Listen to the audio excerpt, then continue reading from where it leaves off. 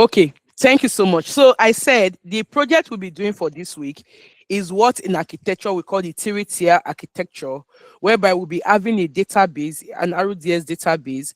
We'll be having an application, right, in an either EC2 instance. It can be anywhere. It can be running on Kubernetes cluster. It can be running on serverless. It can be running on Fargate. It can be running anywhere, right? On whatever resource you want to run it. But wherever it is running, it's able to securely connect to your database. And that when your customer or when your customer or whoever is interacting with it is able to from front end collect data and information and store them securely in a database. What am I saying? We use this technology is what is in play, whereby you go to a website, you go to an app, you enter your details. Based on the detail you enter, it's either it fetch you some information or you load in some information. What am I saying? So for example, if you go to your banking app and you enter your details correctly, it logs you to your banking app and it shows you your account balance. It shows you can actually see detail of when money came in, when money went out. Like you can actually see the details of those things. Those are normal every day by day how application actually interact and work. Now, from the beginning of this class, I've been telling us the importance of why securing our data is key. We also look at that yesterday. So databases is actually how we collect those data, right? So what I'm simply saying is that if you log into any portal, I'm trying to see, but you know the portals you log in. We use portals every day, like we use platforms every day. From the LinkedIn, how does LinkedIn know you are the one when you log in with your username and password? How does it know how to fetch all the things you've done before and bring them out?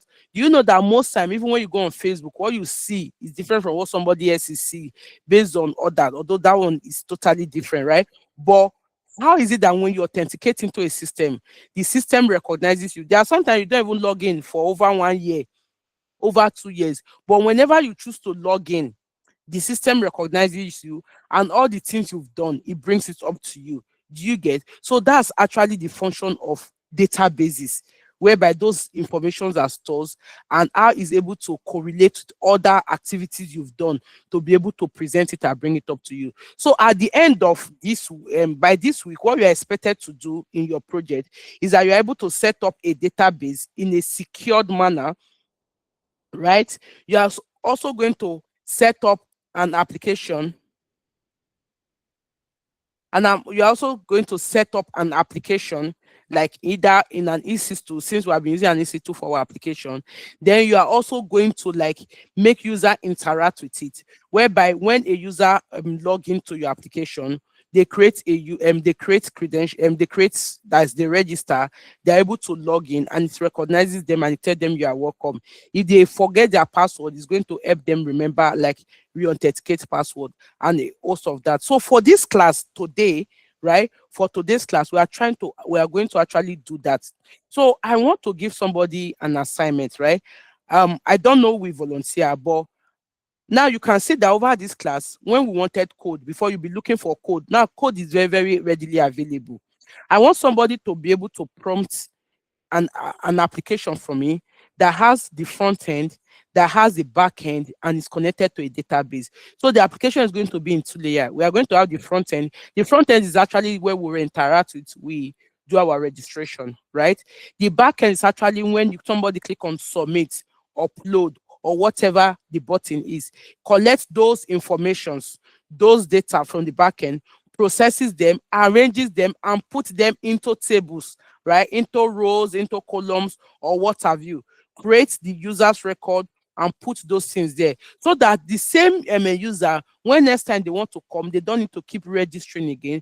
They can just come, click on login, enter either username and password or whatever, and when they click on submit, the system actually match, does this person actually exist?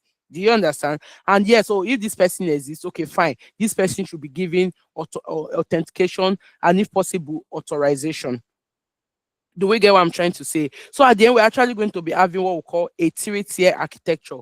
Our front end, our backend, and our database. Do we get that? Do we get the concept of? So, and that is actually your project for this week. So I actually want you to be creative in this project, right? I'm going to show you the barest minimum on how to do it on this call, right? Whereby I'm going to actually have a login application. It can actually be, I can actually make it if we use Next.js, we can actually get both front end and back client side and server side application all rendered, right? And we have the front end, and when we log in and all and we submit, it actually creates those records on RDS, right? And we're actually able to see the record from RDS. That's what I want us to do minimum today. But in your project, I want you to be creative. Think of any application you've ever think of doing, of creating on your own, or just think of it, it must not be that very touch application, but just think of as simple as maybe an application. For example, you have a poultry farm, an application to be able to keep track record of your birds, or you have 50 children, an application to be able to keep track record of your 50 children, whereby anyone cough, you record that they cough and all, and each of those things, so that when you want to query one particular child, I'm just trying to be vast, right? So I want you to be creative in this project.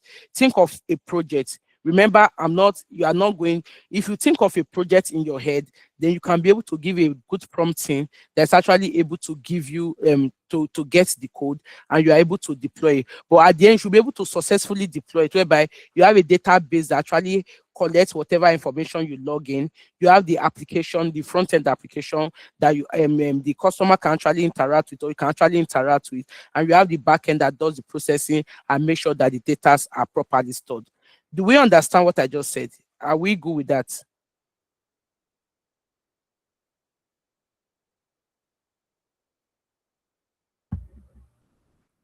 Yes, but you are quite a bit fast. Okay, thank you for that feedback. I'm fast, so I will try and slow down, right? So today we'll be looking at RODS, right? I will explain more of the project on the group, just like it's not, so it's not going to be everybody's doing one thing. I want you to be creative. Like, you have the power down, be creative. That's what I'm just asking for. So today we are going to be looking at RODS, right? So I'm going to yeah, start from current slide.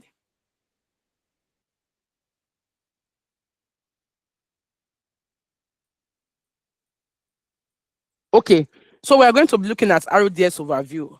And we say RODS is actually Amazon, which is the A, but the RODS is Relational Database Services. Now, we've come across multiple acronyms during the course of this our class, right? We've come across EC2, we've come across S3, we've come across RODS, we've come across VPC, we've come across IAM. So today we are looking at RODS, right? Relational Database Service. It makes it easy to set up, operate, and scale relational database in the cloud. So it allows you to be able to scale database in the cloud. I was explaining database earlier, that database is actually that engine that you provision that has what we call schemas and tables and rows and columns, just like something like what you have in your Excel, for example. But this database is kind of richer. It allows that whenever somebody go to to your application and click, either do registration, do some transaction, it actually collects these data and store them, right? And it's able to also correlate them depending on how your application logic is being using them, and how your business logic handles this data, right? So AWS have something like that called RDS. Now, does that mean that anytime you want to set up a database, you must use AWS? No, you can set up a database on an EC2 instance. As I'm talking to you, you can even set up a database on your local machine. But remember, when you are dealing with anything that has to do with data, then it has to be highly available, which is what we have been discussing since the beginning of this course. It has to be what? Available. It has to be durable. Okay, it has to be durable, and a whole lot of that. Okay, somebody asked, can I zoom in? So let me try and see. No, I don't think I can, because this is it that small? Okay, okay. So It supports multiple engines. So when you go to Amazon RDS, it can support multiple database engine. If you want to study database, is another is beyond the scope of this. But yeah, you can. There are different type of database engine. You might have heard of MySQL, PostgreSQL, MariaDB, Oracle. Most of you know Oracle. I remember I was very very young when I encountered the name Oracle. The Oracle I related it to was Amadio had the Oracle when I started hearing the word Oracle, right? So Oracle, then SQL Server, that's SQL Server. So there are a lot of database engine. Now, is it you as a cloud engineer that made decision of a database engine? The answer is no.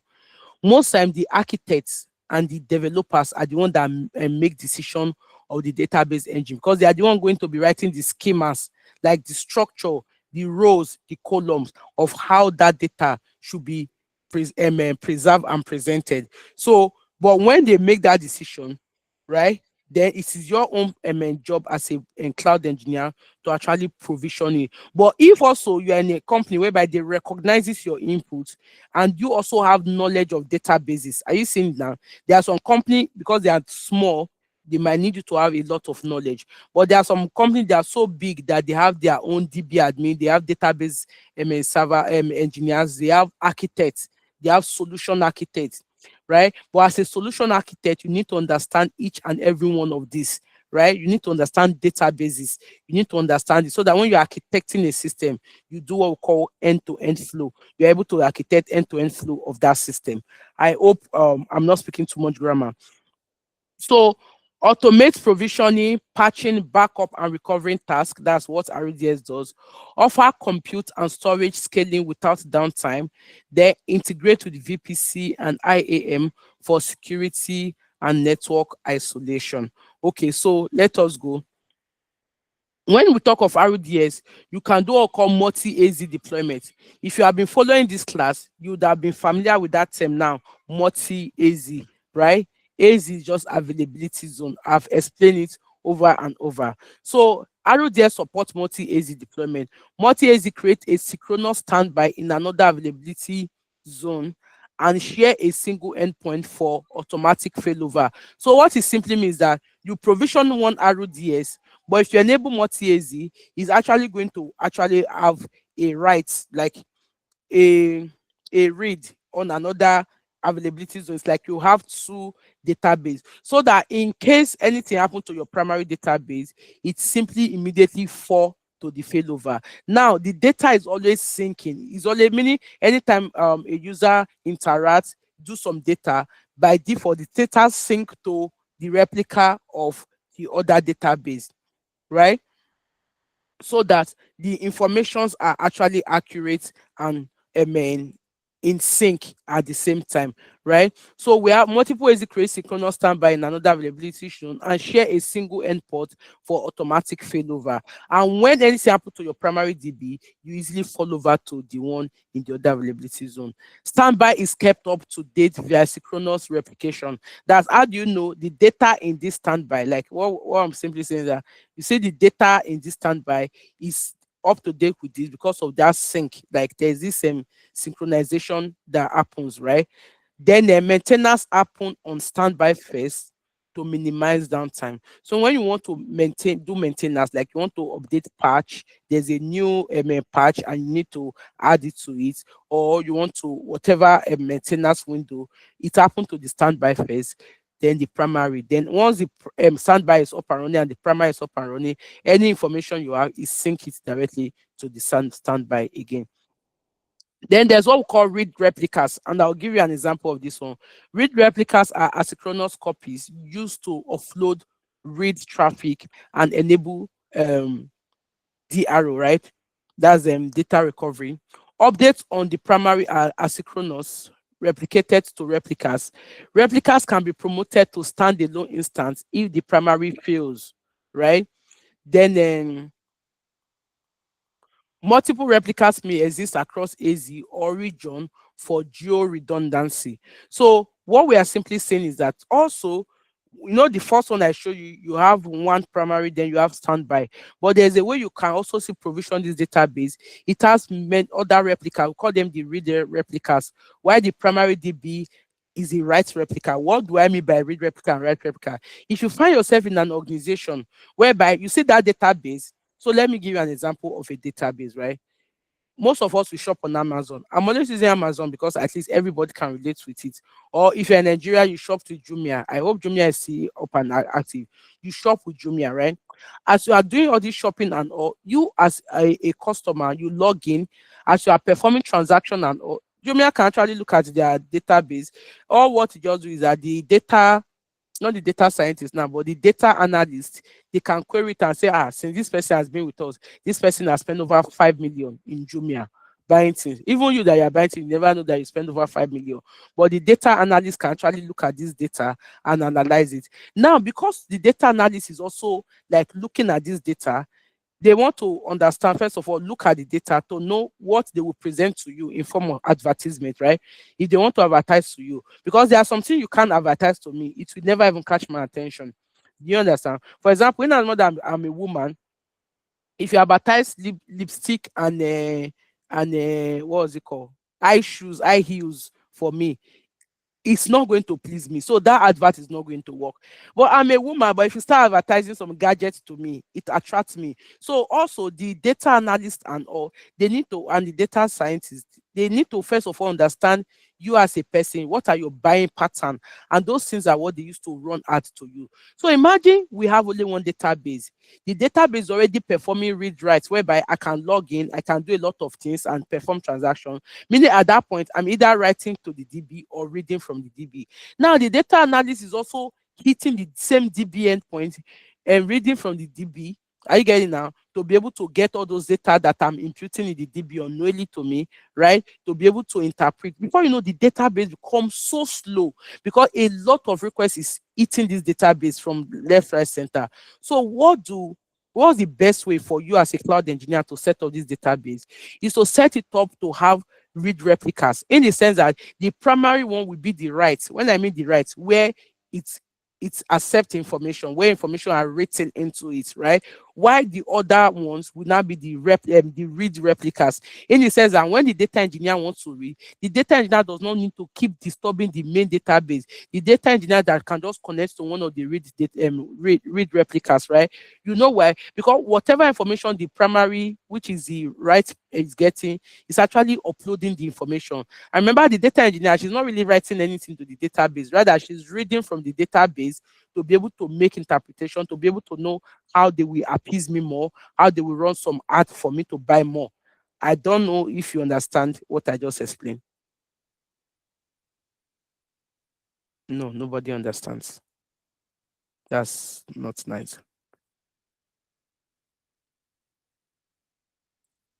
Are you giving me thumbs up to encourage me, or you understand? Which one of them? Please drop in the chat. I understand. Let me know if I should come down more and break it down. Okay, somebody say I understand. Clear from here. Okay. It's the same blessed though. Blessed. Me, I don't trust blessed. It's not blessed that has 48 gigabytes. No, I don't trust Please, anybody that has a 48. little more explanation, please. So, Thank Brother you.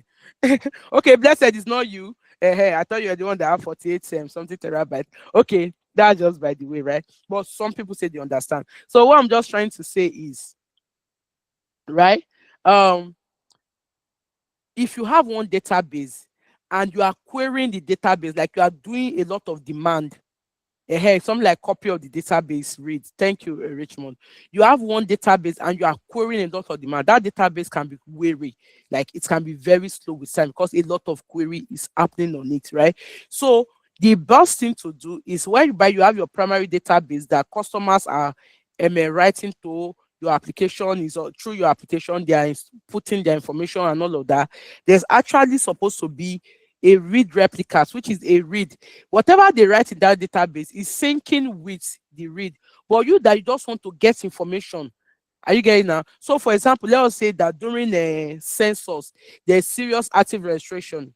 So during the process of registration, the census agent go out with their laptop and they start registering people. At that point, they are performing what we call a write into the database. They are writing people's information into their database. But while they are writing, they also want to have this live, the data analyst want to have this live dashboard to show that we are really doing census, so we are working. This is the number of people we have counted so far, right?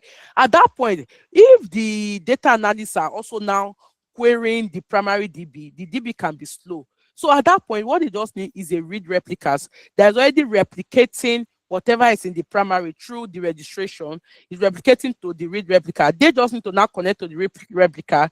They are not really submitting information, they are just reading. So they're also reading as those data are coming, they are reading and they are designing their dashboard and they are saying, oh, we are really working. If you check here, we have actually covered the whole of this state, we have covered the whole of this region, we have done this, we have done that. Does that answer your question now? So that's why there is a need for a read replica, especially when that database is performing a lot of operations. Okay. So going forward, right?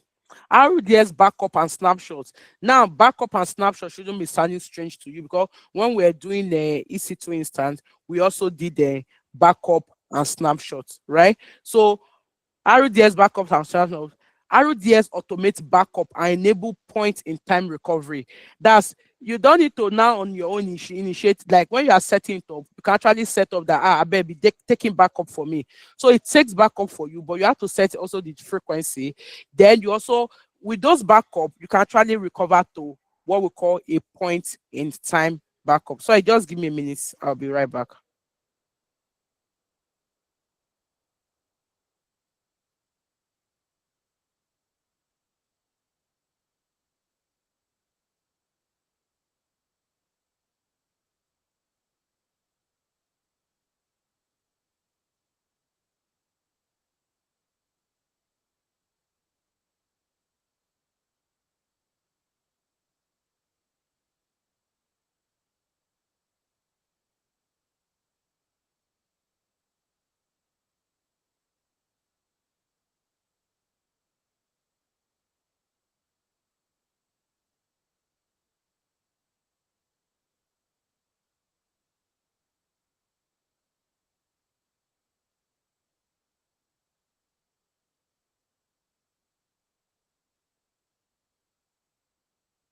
Okay, sorry for that. I just had to take a minute to attend to something. So, like I said, we are familiar with backup, snapshot, and all right.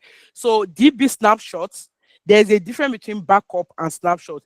Snapshot is when on your own you manually take a backup, right? When you can automate backup, snapshot is when on your own you just manually take. So I think I've given that scenario here. I needed to migrate a database, right? And the first thing I needed to do first was to take a snapshot of that database before I start migrating. So that is how we even know that if anything happens or whatever it is that happens, right?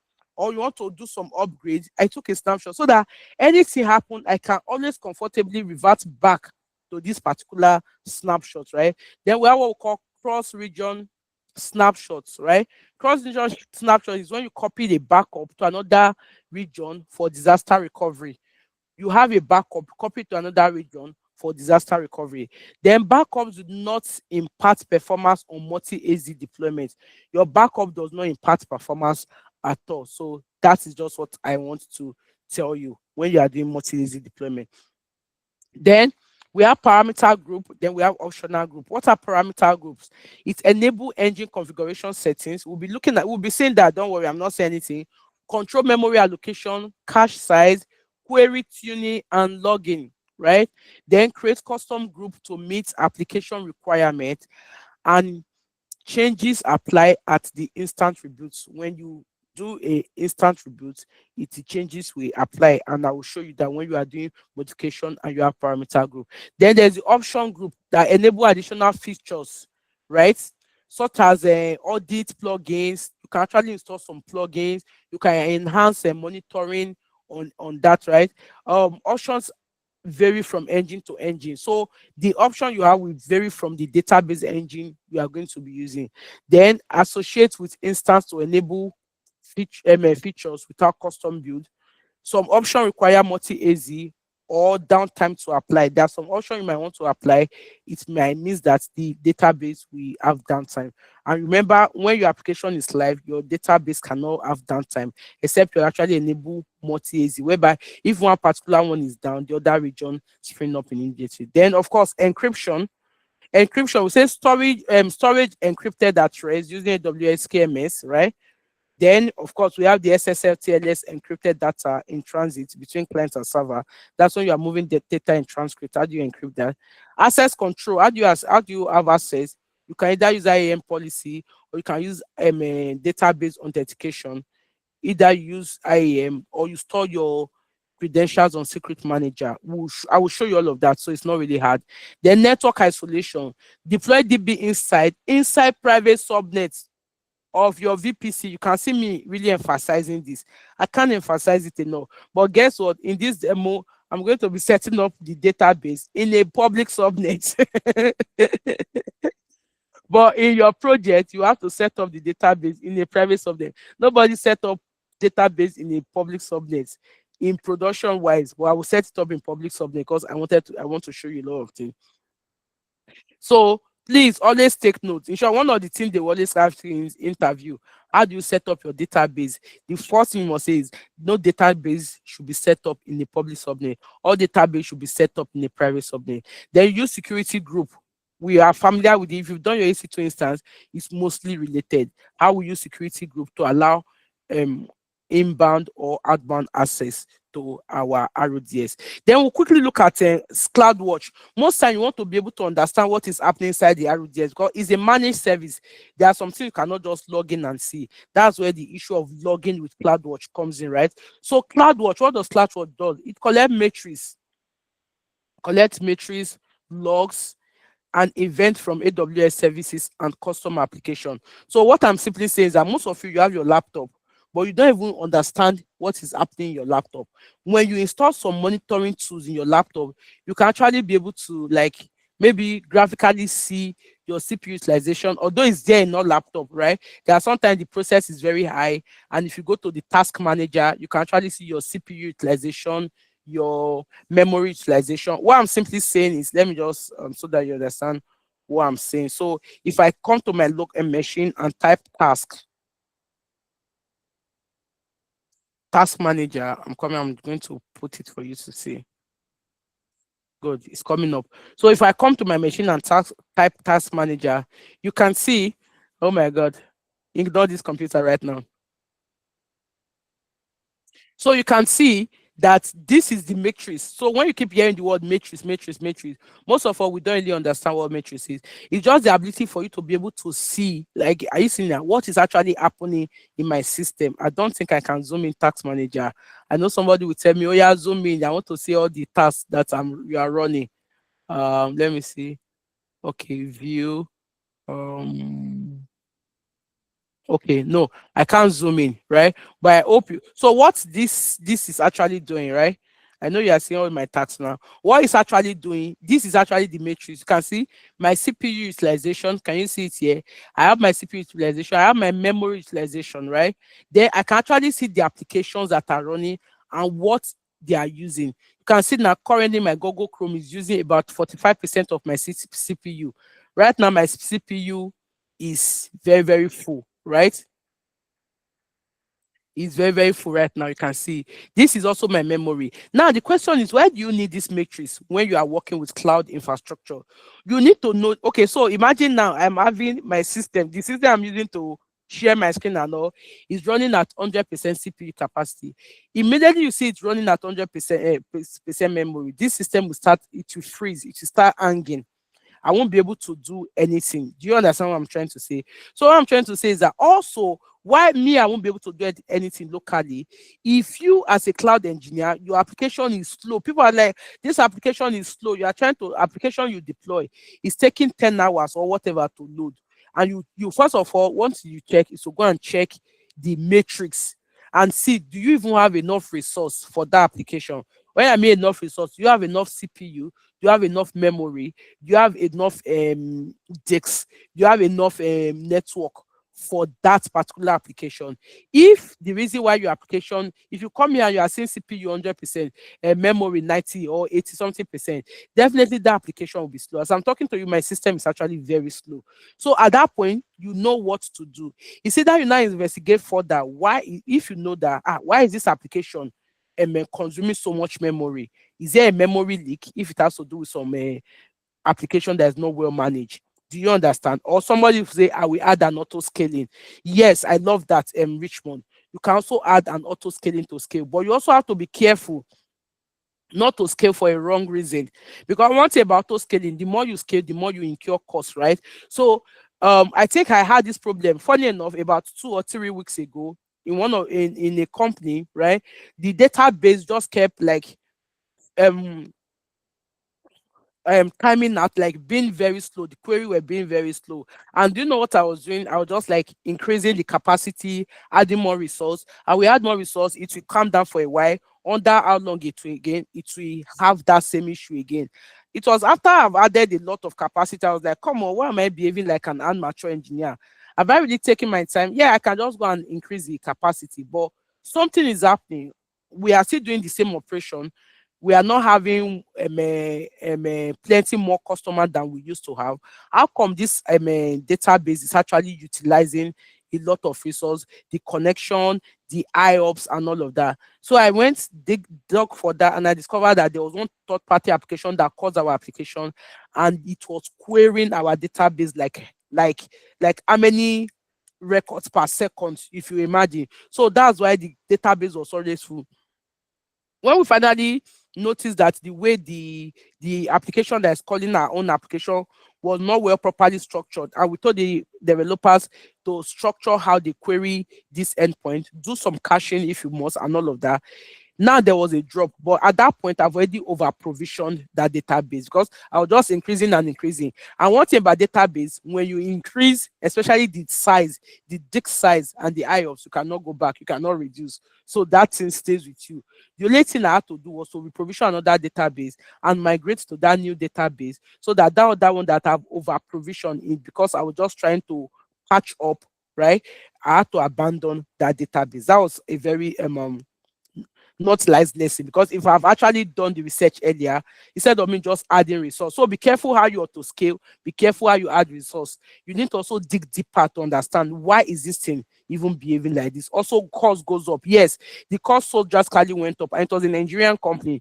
And in short, in a day, our RDS was costing close to 500 in a day, $500. So you could imagine. Luckily, I was able to arrest that on time. Okay.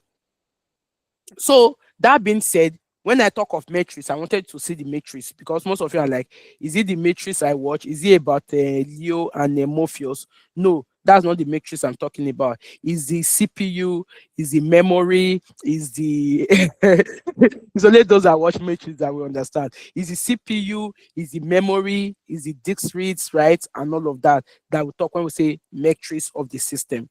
Okay, so there's the metrics, there's the log. Log is actually when you actually see what the system is emitting out as a result of either the standard input output or whatever logging system that is being instrumented, either open telemetry or whatever. You're actually able to see the log is spilling out, and you know what to do from that log, right? Then events also, who triggered some, who did this, who did that. You're able to all see all of this in CloudWatch. Okay, what are key CloudWatch metrics? CloudWatch metrics, we use them for EC2. If you notice, we actually use it for that EC2, whereby we're using CPU utilization. And when the CPU utilization actually got to a point, you just saw that when CPU utilization got to a point, it scaled. But what made it scale? Do you get? Those are the triggers and those matrices from CloudWatch. Disk read and write, network packet. For RDS also, CPU utilization and database connection. So it was the database connection and a lot of writes, like the query were just so large and all of that. So that's one. Then free freeable memory and storage space. You're able to see that read and write latency, like what is the latency of reads, what is the latency of write, what is the throughput, right? Then what are the others? You can actually also do CloudWatch, use CloudWatch to monitor your lambda function, your EKS, your memory and your CPU and memory utilization, your request latency, and a lot of that, right? So matrix and alarms, right? What are matrices and can you use matrix to set an alarm? You can define threshold on matrix to detect abnormalities. For example, you can say, oh, if your CPU is getting up to 80%, then you can actually trigger an alarm to notice. Are you getting now? Either somebody or you can actually take an alarm to auto scale that particular CPU, right? For when we're doing that, we actually just set it to, was it 50% we use or 20%? I can't remember because we actually wanted quick response, right? I immediately it got to that, it triggered an alarm and CloudWatch went to work, send a SNS, and then before you know, auto scaling was triggered. So those are the things we use. Then composite alarm combine multiple conditions into one action. Composite alarm is when we have so many conditions to perform a particular action. Log and insight, consolidate application log. So we should be able to see our application log in the AC2 instance, RDS, lambda function. All these log can be able to see them in CloudWatch. We'll see that, don't worry. I'm just trying to move on. Then use metrics filter to turn log pattern. So we can actually check for log pattern. Then we can use the insight to query logs with SQLite syntax or troubleshooting. Logs and matrices are actually very, very good. They give us insight. Then there's what we call tracing. Most people that are there's what we call an SRE engineer. Most SRE engineer go deeper into a lot of this. Also, as a DevOps engineer, we use this logs, matrices, and traces a lot, right? There's also what we call an observability engineer, depend on where you find yourself. So this is all what observability. Of course, this is just a summary. Observability is very, very wide. So if you want to go that route, then RDS and monitoring is the lab we'll be doing today. So I wanted us to just quickly run over, ask your question, then we'll go straight to our lab. So do you have any question, please, based on this theory we just said? You know, most time the theory doesn't make sense until we actually go to the practical. So do we have any question? Let's take your question, then we'll go straight to our answer. Answer is where the main thing is for most of us, not the theory. Any question, please? Do I have any hand raised for any question? Okay, somebody's hand is raised. Oh, okay, Richmond, let's go. Richmond is making wave on LinkedIn. Let's go, Richmond. Okay. Thank you so much. Thank you very much. My question is this. I know you've said something about best practices being to deploy the RDS in the private subnet, right? So Mm, earlier on, you said you would deploy in the the public. RDS, yes, in the public or even on the EC2 instance, Okay, right? yeah.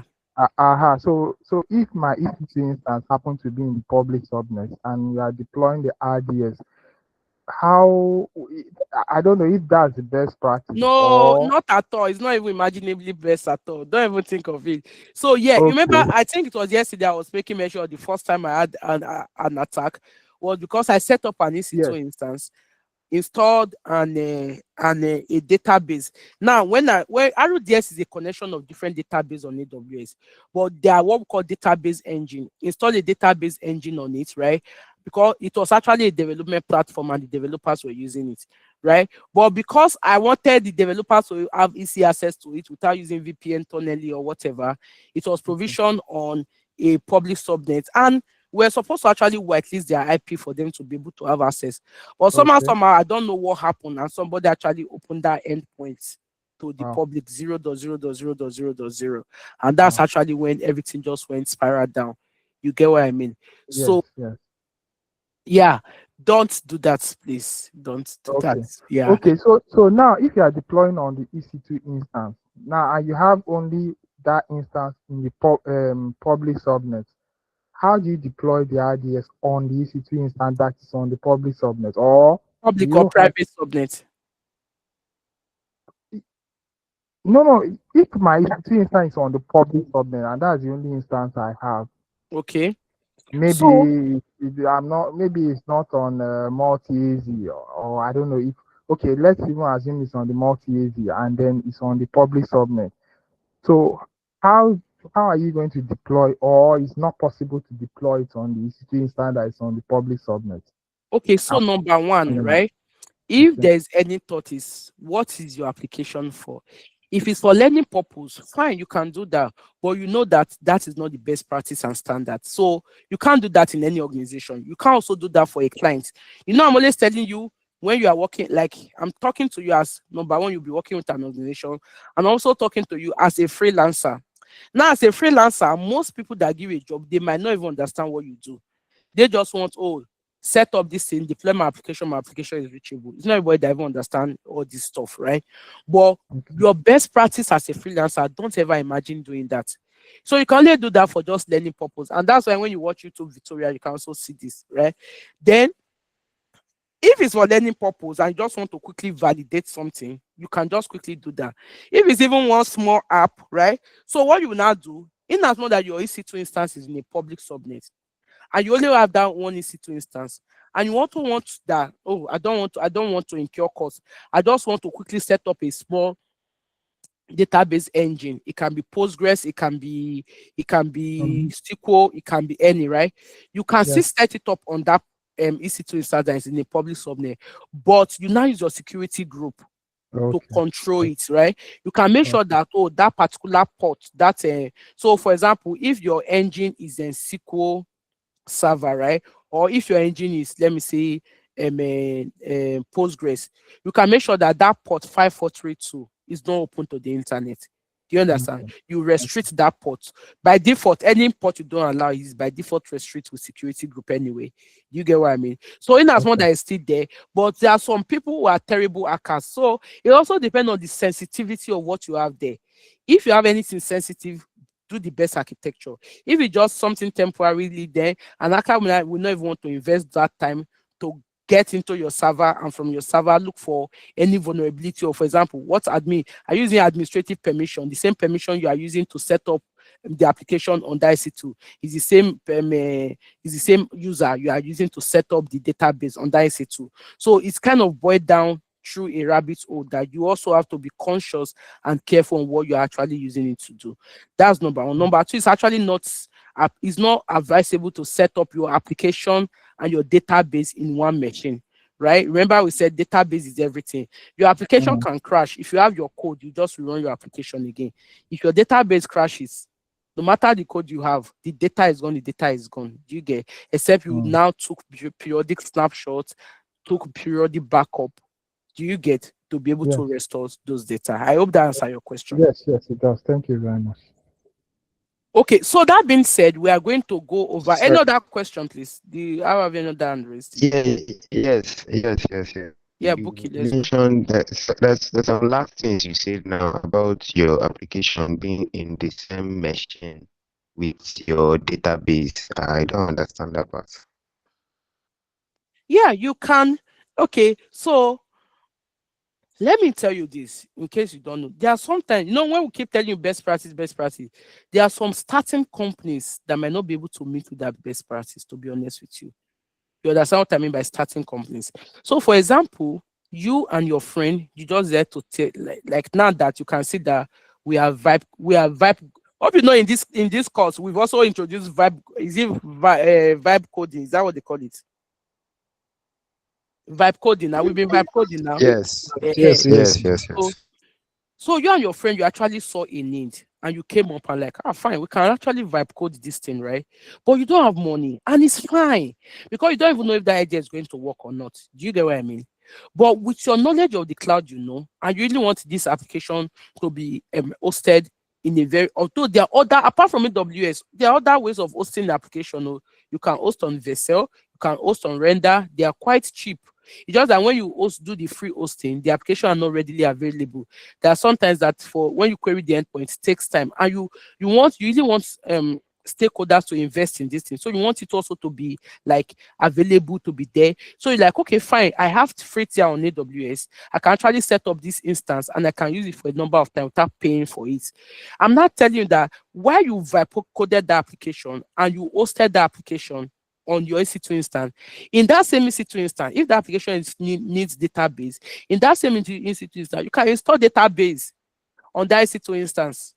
And it's very, very simple. You just connect the application to the database. In short, the easiest way to do it, if you're actually very good, like what, not really very good, but if you actually research on it, you can Dockerize your application on that EC2 install Docker on it, Dockerize your application, then pull a Docker image of the database engine you are using. It can be Postgres, it can be SQL Server, it can be MySQL Server. Do you understand? Use a Docker Compose to bring them up. Docker Compose bring them up, the application automatically connects to the database. They are all running inside that one EC2 instance. And you have your endpoint. The database is not exposed. What you're only exposing is just the endpoint. You can use a load balancer, but if you don't even have cost, you can still use EC2 instance, provision it, tie the IP address to this. It's just a proof of concept. And you're able to actually get people to interact with it and all of that, right? At that point, well, your major focus is not getting a data that will kill somebody's life if anything happens. Although you are still putting the best practices of taking periodic snapshots, of taking backup of this EC2 instance. But yes, they can coexist together. Application, database, they cannot be in one EC2 instance machine, and you're only paying for that one EC2 instance. So yes, they do. It's just that when you now get to a bigger organization, like, okay, fine, startup, but that they know they have tendency to grow, it's no longer proof of concept, it's not something viable. That's when you have to separate the database from the application. I hope that answers your question. But you will be so surprised. You Oh, see yes. in a company whereby the application and the database, they are all running in one machine. You'll be so shocked. It still happens as I'm talking to you now. Okay. So I hope, hell, yeah, then Ibrahim, your hand has been raised. Let's go. Okay, ma. Well done, ma. Hello? Yeah, I can hear you. Let's go, please. Okay, so ma, as we have seen RDS in Amazon, can we make it in SQL? No SQL? I love that. I love that. So thank For you no for that. SQL for like excuse me, ma. Yes, continue. For like okay, for like if I have create an application, I use like MongoDB, which is no SQL. Can I deploy it in the AWS as we have looked for RDS? So the RDS is for SQL, I while the love MongoDB is not for SQL. SQL. I love So that I don't know question. if we can deploy it. Thank you. Yeah, that's a very good question, and thank you for that. So there's a question he asked. I know most of us might not understand it, right? Like when I say RDS, what is actually the meaning? Relational, right? So in database, if you are really a database admin or you do you understand database, especially as a developer, there are two.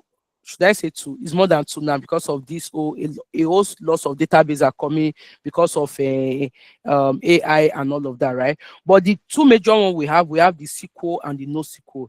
The SQL is like a structure, like I use the example, like Excel table. It has rows, it has column, it has correlation table and all.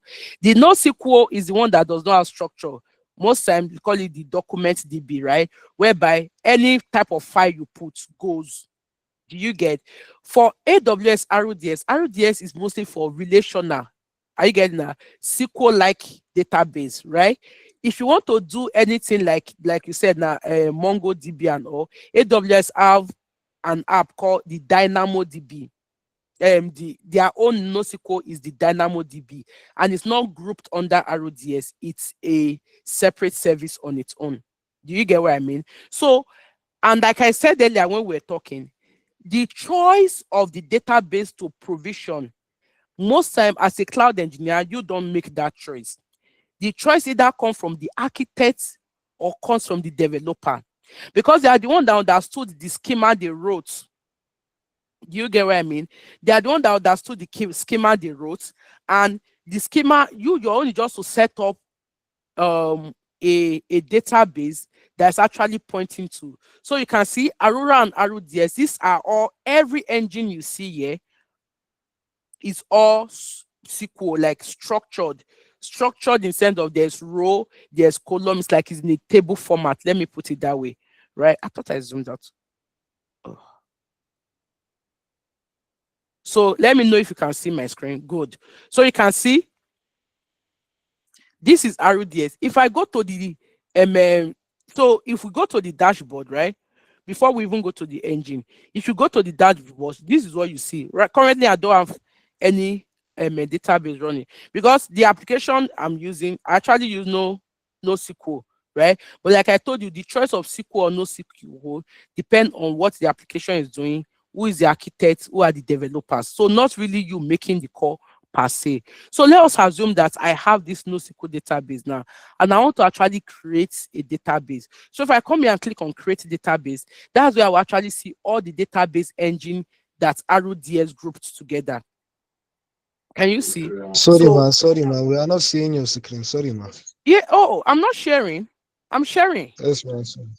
No, I'm sharing. Can anyone else see my screen? I can see your screen. Thank you. Who else can see my screen? Yeah, I can see your screen. Yeah, I'm The sharing. new page, second page is open. Go to your browser and check the second page. My second page is open. No, not you. I'm talking to the person that can't see the screen. Okay, I'm actually sharing, to be honest. Okay, so that being said, right, you can see the different engine. So RDS, right, you don't install RDS. RDS is a collection of different database engine. What you install is a database engine. Do you understand that now? So, but RDS is a collection of different database engine, and they are mostly SQL command or relational. So you can see here on our engine, you can see engine type. We have the Aurora. Aurora is actually MySQL compatible. Aurora is AWS own managed engine. They are trying to promote it. They are telling us that it's faster. It does it. So they have Aurora for MySQL. They also have Aurora for PostgreSQL. Now the truth is, most of all these engine are, some of them are open source. You can just download them and use for your application. Right? Then we have the MySQL. I've used MySQL a lot. How many of you have done PHP MyAdmin? If were the days of development, then we have MySQL. Even if you've done WordPress before, it was MySQL that was mostly being running. Is there a XAMPP? Some people they are graduating me seriously. Then we have the Postgres engine. Are you saying that? Then we have the MariaDB. Then we have the Oracle. Then we have the Microsoft SQL Server. Then we have the IBM DB. Can you see that these are the engines? What I simply say is that you are not the one that make a call on the engine to start to provision.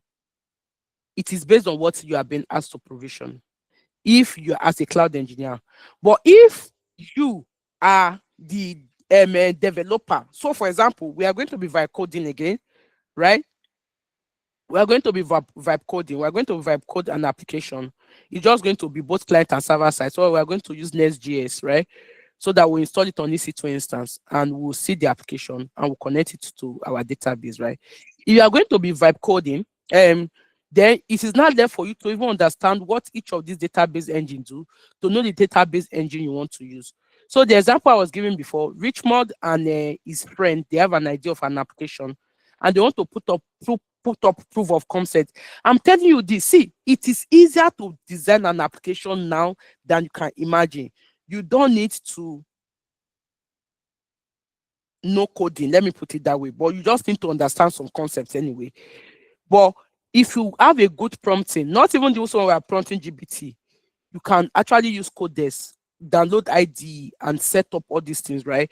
But if you have some, like this understanding you have, on your own, you can even create your own application. I have good proof of concept. So Richmond and Ibrahim, they are best of friends, and they saw a need. They want to create an app. They feel that if we create this app, although everybody thinks that once they create their app, they will become the next big gate. But they feel that if we create this app, it really solve a need. They have vibe coded this app. It is there that will make a decision. what kind of database do we want to be, because they need to even first of all understand how will the application communicate, what will we be fetching, what are we collecting. Do you get, before you can make decision if it's going to be a structured database or not a structured database, if it's going to be SQL or no SQL, right? So for the purpose of this our class today, we are just going to use Postgres. I use Postgres a lot. I'm a Postgres fan, right? Going to use Postgres, but when you are doing your project, you can just there to play with. Don't play near Oracle. There are some that are not cheap. Don't play near Oracle. Don't play near MSSQL. MSSQL is hard. I deal with it every day at work. Don't play near Oracle, MSSQL. Don't play for those two. IBM, except you're a big boy. You see these three people, 1, 2, 3, for your project purpose, for learning purpose, just leave these three guys alone, right? These ones, they also leave them alone. Just focus on this open source one. They are free. Like when I mean they are free, they have free tier. That's what I'm trying to say. You will easily in place of work, you easily find yourself either using MySQL, Postgres, and a SQL Server. To be honest with you, so I'm going to choose a Postgres engine, right? And I'm going to go down. So while we are doing that, right, let us actually write vibe code and application. What this application will do, it will take we will be able to register on the application, and after we have registered, right, we'll be able to use that username and password to log into the application. And when we've logged in, it's going to take us to a dashboard after we've logged in, and it's going to tell us you are welcome. Now, whenever we log in, it's going to store those our information, and we are going to define the feed we want to use in the login form. It's going to store those our information on the database. So while we are trying to set up a database for that, let's just start our prompts. Let me go to ChatGPT again. You know the way we do it, right? Okay, I don't have ChatGPT here. Where do I have ChatGPT? Just give me a minute. Do I have ChatGPT? GBT? Do I have you? Okay. So let's see. Okay, so I know we like to always see prompts, so let's go here. Let me know if you can see my ChatGPT now, please.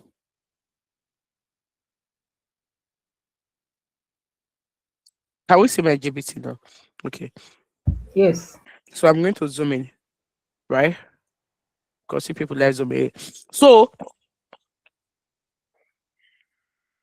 what should even the application be? Does anybody have idea of an application? Does anybody have any application idea? Okay. Student record.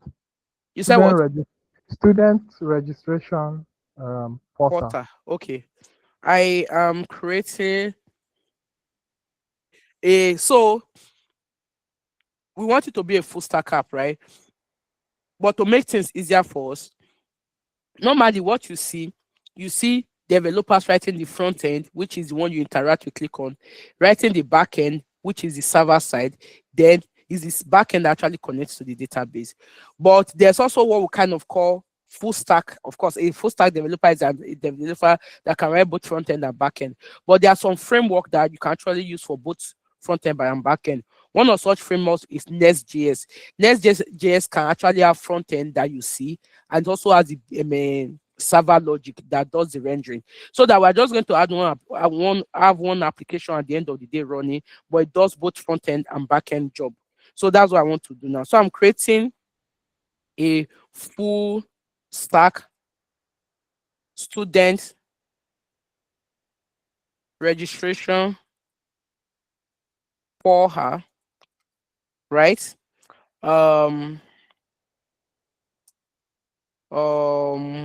Let's just say for learning purpose, so that okay, let's know portal, right?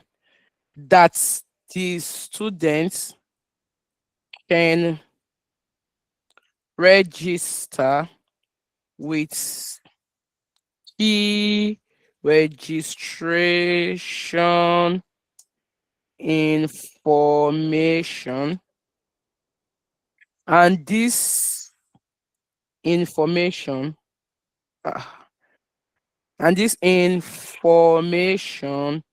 is submitted, as in is it should is submitted to a database. I'm trying to use the word. So a Postgres, here is in that I've not told it the Postgres database. So it's going to write the Postgres connection string and all of that for us, right? Database, right? So now that being said, right, I'm going to tell you the stack to use. I want you to use the next JS framework.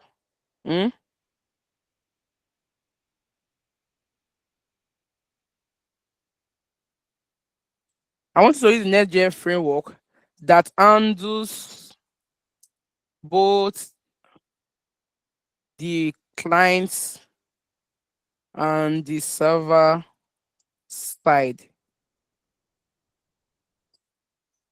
I just need to supply now see the environment variable for the database, and it's able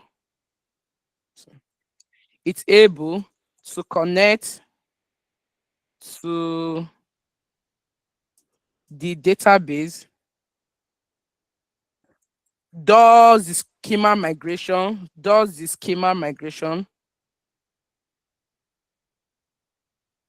Okay, supply. Don't worry, it will. Okay, my typo. Don't worry, it will understand the typo. Does the schema migration. So meaning I'm saying you should have a migration service and creates the tables.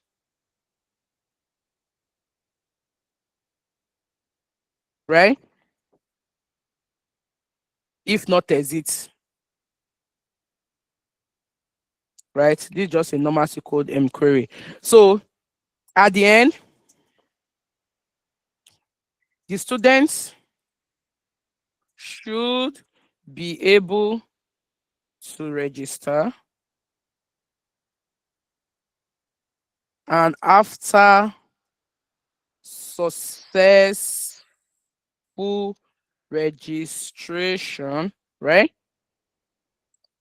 be able to log in to their portal and perform some operation. I don't even know the operation. Perform some operations. Let's see. Now, I want you. Okay. I want you to be creative with this and come up with the best application for this. Okay, you see me just okay for this, right? So I'm going to do that. Then I want to deploy this application in EC2 instance and connect it to my RDS Postgres database. Give me the best you can. Give me the best of the best. Production grade. Okay. Somebody said we need this prompt. So let's go. Of course, you don't just do one prompt and you get everything you want, right? If I were vibe coding, I won't even use GBT to vibe code. I will use my command line CLI to vibe code, because as it's generating the code, you're actually going through the code and you are refining the code until you get what you want, right? So, but let's leave it at this, right? Let's leave it like this. So the guy is going to get to work, then we'll go back to what we are doing. I've copied the prompt, so I'm just going to drop it later. But while this is going on, let us go back to what we were doing before, right? So I said we're going to set up a Postgres engine. So I'm going to click on Postgres engine, right?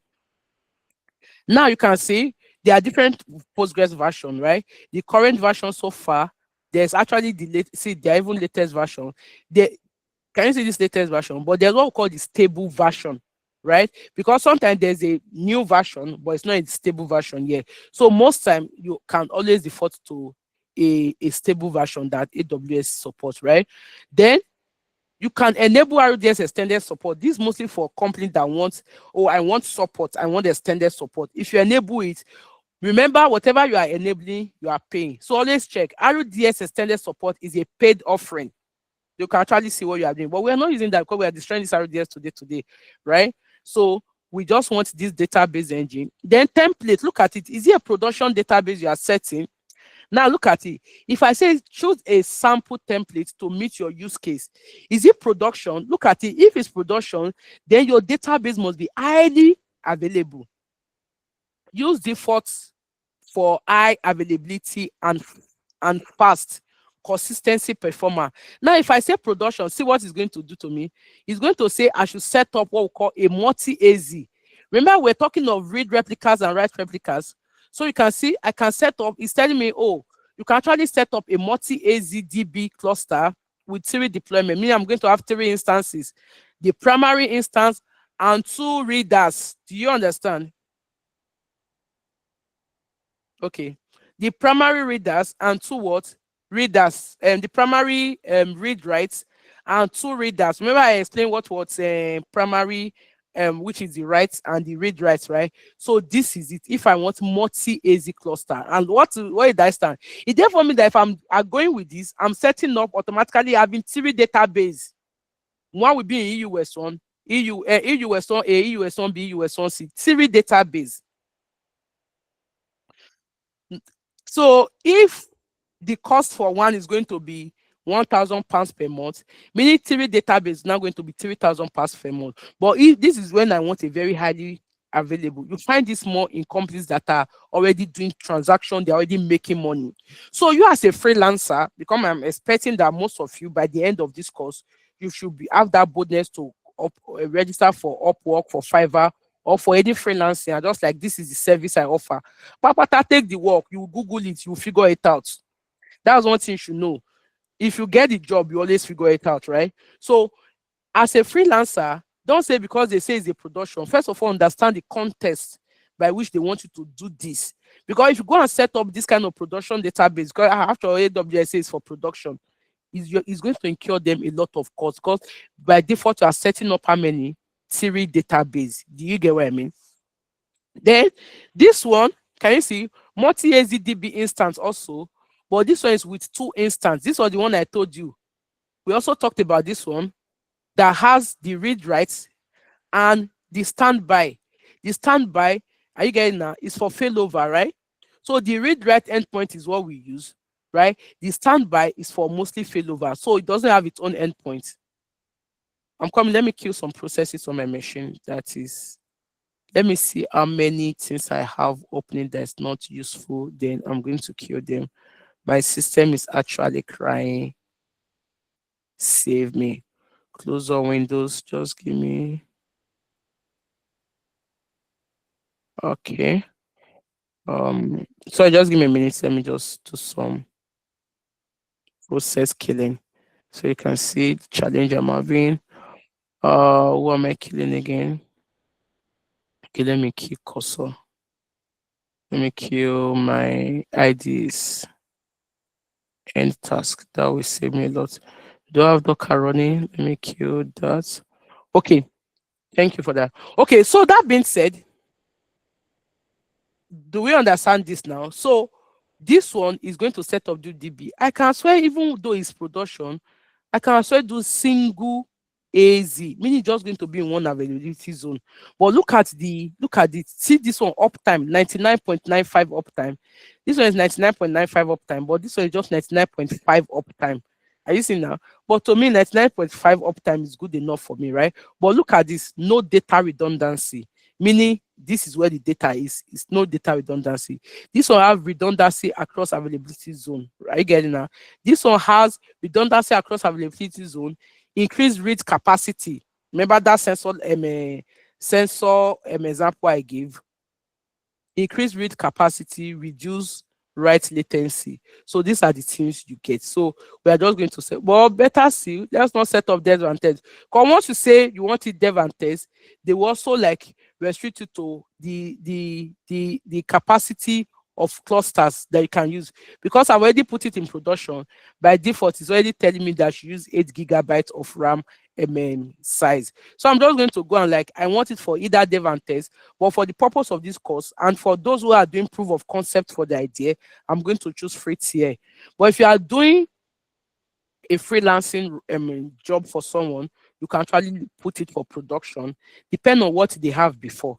If you are doing data migration for them, you can actually use production or whatever. You can use dev and test for their dev environment. But for the purpose of this class, I'm going to use the free tier. And also, when you are doing your work, please use the free tier. Is that okay?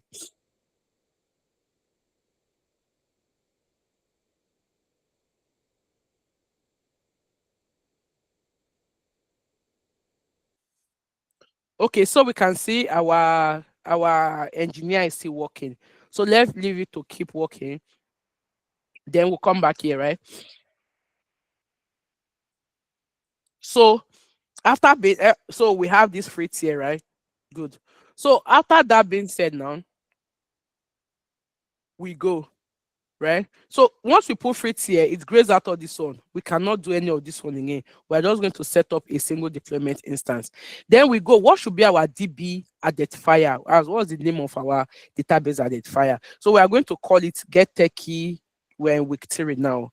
Get techie, right? Get techie week 3. So that will be our database, right? Get techie week 3. What should be the username? Database also, just the way you authenticate. No, when you are creating C2 instance, you actually create keypad that you can use to authenticate. Database also require an authentication, meaning you can log into the database. You can see what is happening, right? So what should be our username? This is the default username. So I'm going to say Postgres. From here, I can actually change it, right? But I'm going to say Postgres. So how do I want to manage credentials? If I want to say self-manage, meaning I want to manage these credentials myself, they have to provide the password and confirm password. But I want AWS to be able to generate this for me. This is another thing you should know. For a secure way of handling credentials, you can actually set up this database and you don't even know the credentials. It's going to be securely saved in AWS Secrets Manager. And you can actually connect your applications to go to AWS Secrets Manager and get the credentials. And you also set AWS Secret Manager to rotate the credentials. By default, it rotates the credential every 7 days. Now, this is for the security standpoint. So if they ask you during interview, how do you securely set up your RDS? Yes, apart from it being in a private subnet, you see another thing is how do you handle the credentials? Database credentials shouldn't be handled carelessly. So what I used to do, like what I do when I set up, you now be talking like the big boy. When I set up the RDS database, is to make sure that I never manage the credentials myself.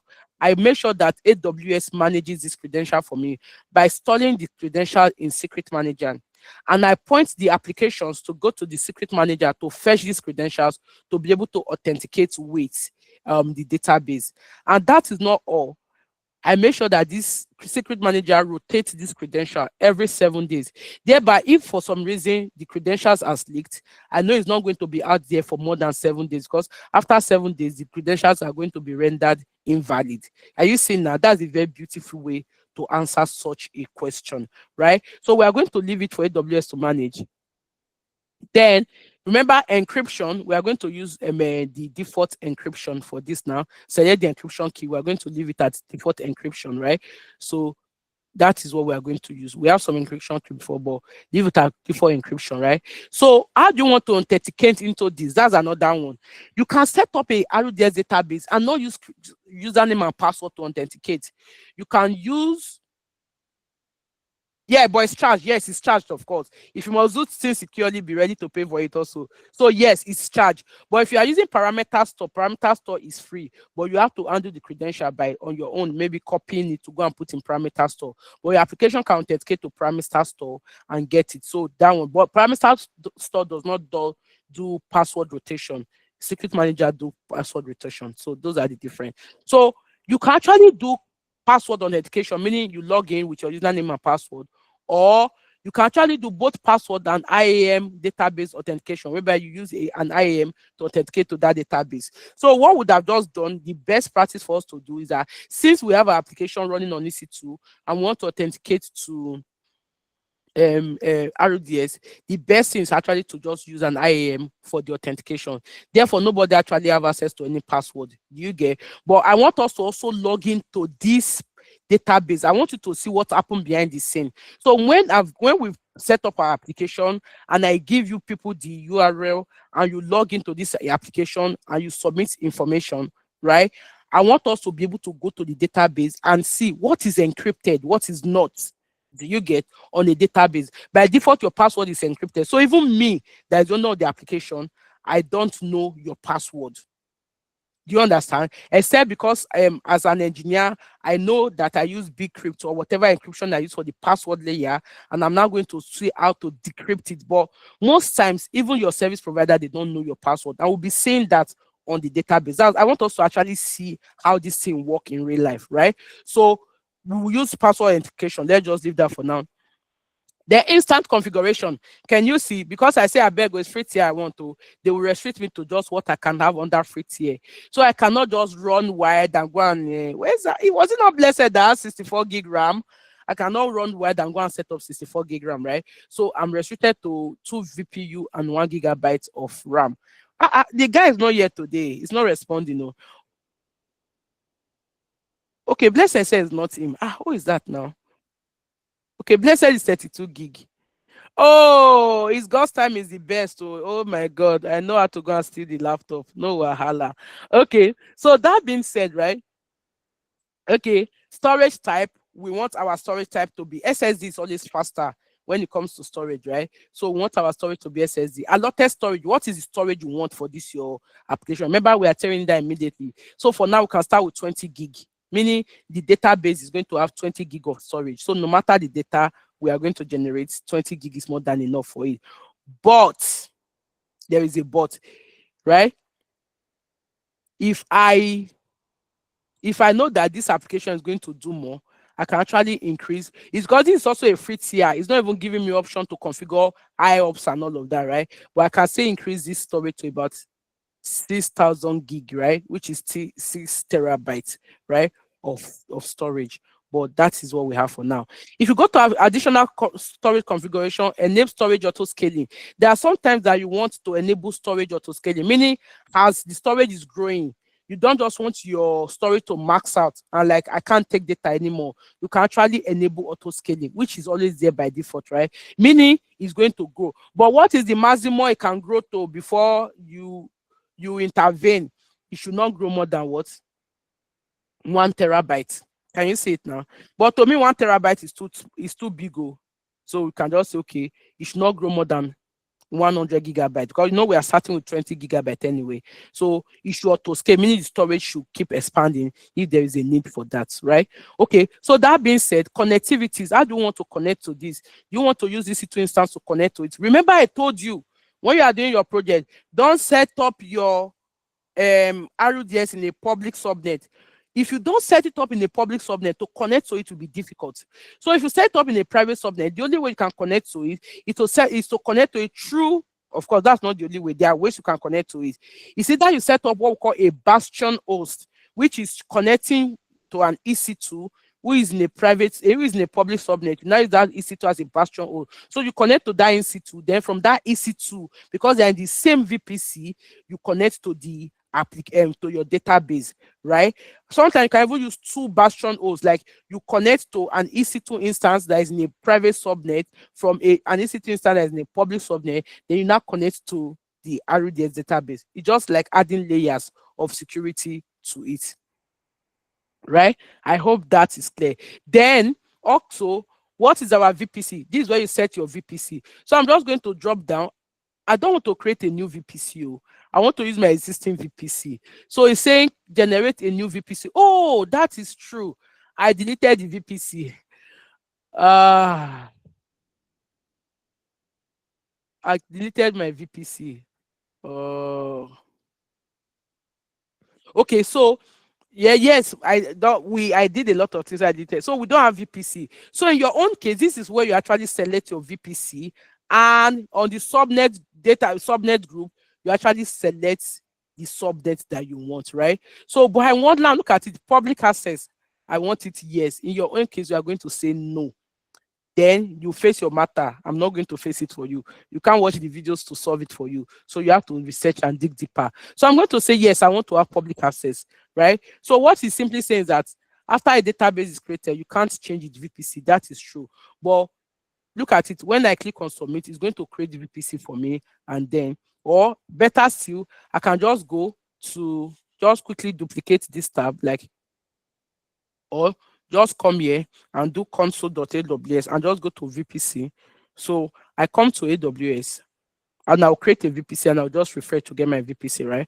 So I'll come to log into AWS. Let's just create the VPC. I want to be sure I'm in control of the VPC. You should not go and create a VPC with private subnet for me.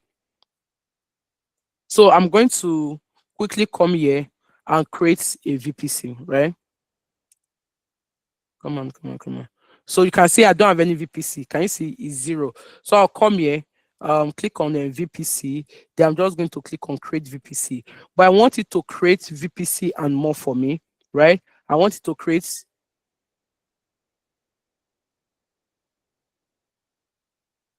Can you see? I want it to create a VPC with 4 subnets. It's creating private and public. So it's creating privacy. These are what you are just supposed to do in that your application, but I wanted it to go through it. So you can see it's creating internet gateway for us, right? Through the private with a public route table. Where is the private? Okay, then it's using the VPC endpoint for us. Okay, that's fine. But this is not what I want.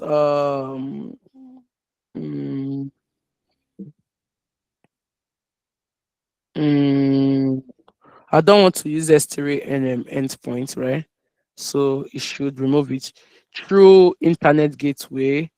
Private ways. I'm still having private. Enable DNS host name. Yes, I want this. Yeah, it's because of actually this NAT gateway. Because NAT gateway is paid for, right? So that's why I used to turn off the delete everything. Number of availability zone. I want 3 availability zone, right? Tenancy. I want the default tenancy. Okay, so that's good. So, but the VPC name is not. I don't want it to be project. I want it to be get techie. Yeah. Week 3.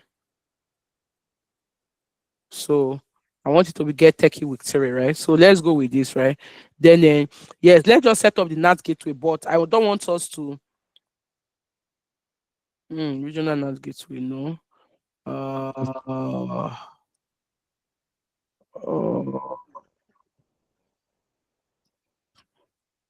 In 1AZ, good. So now that I said I want it to be NAT gateway, so you can see now we have our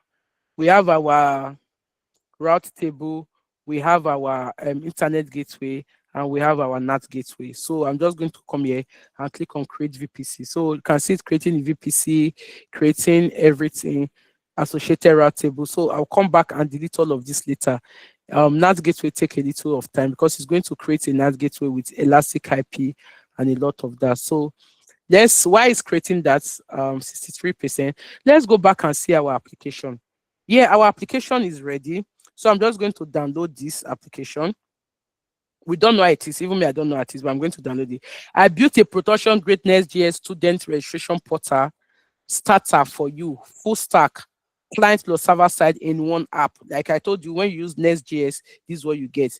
And package it as a downloadable project, right? That's how I should download it here.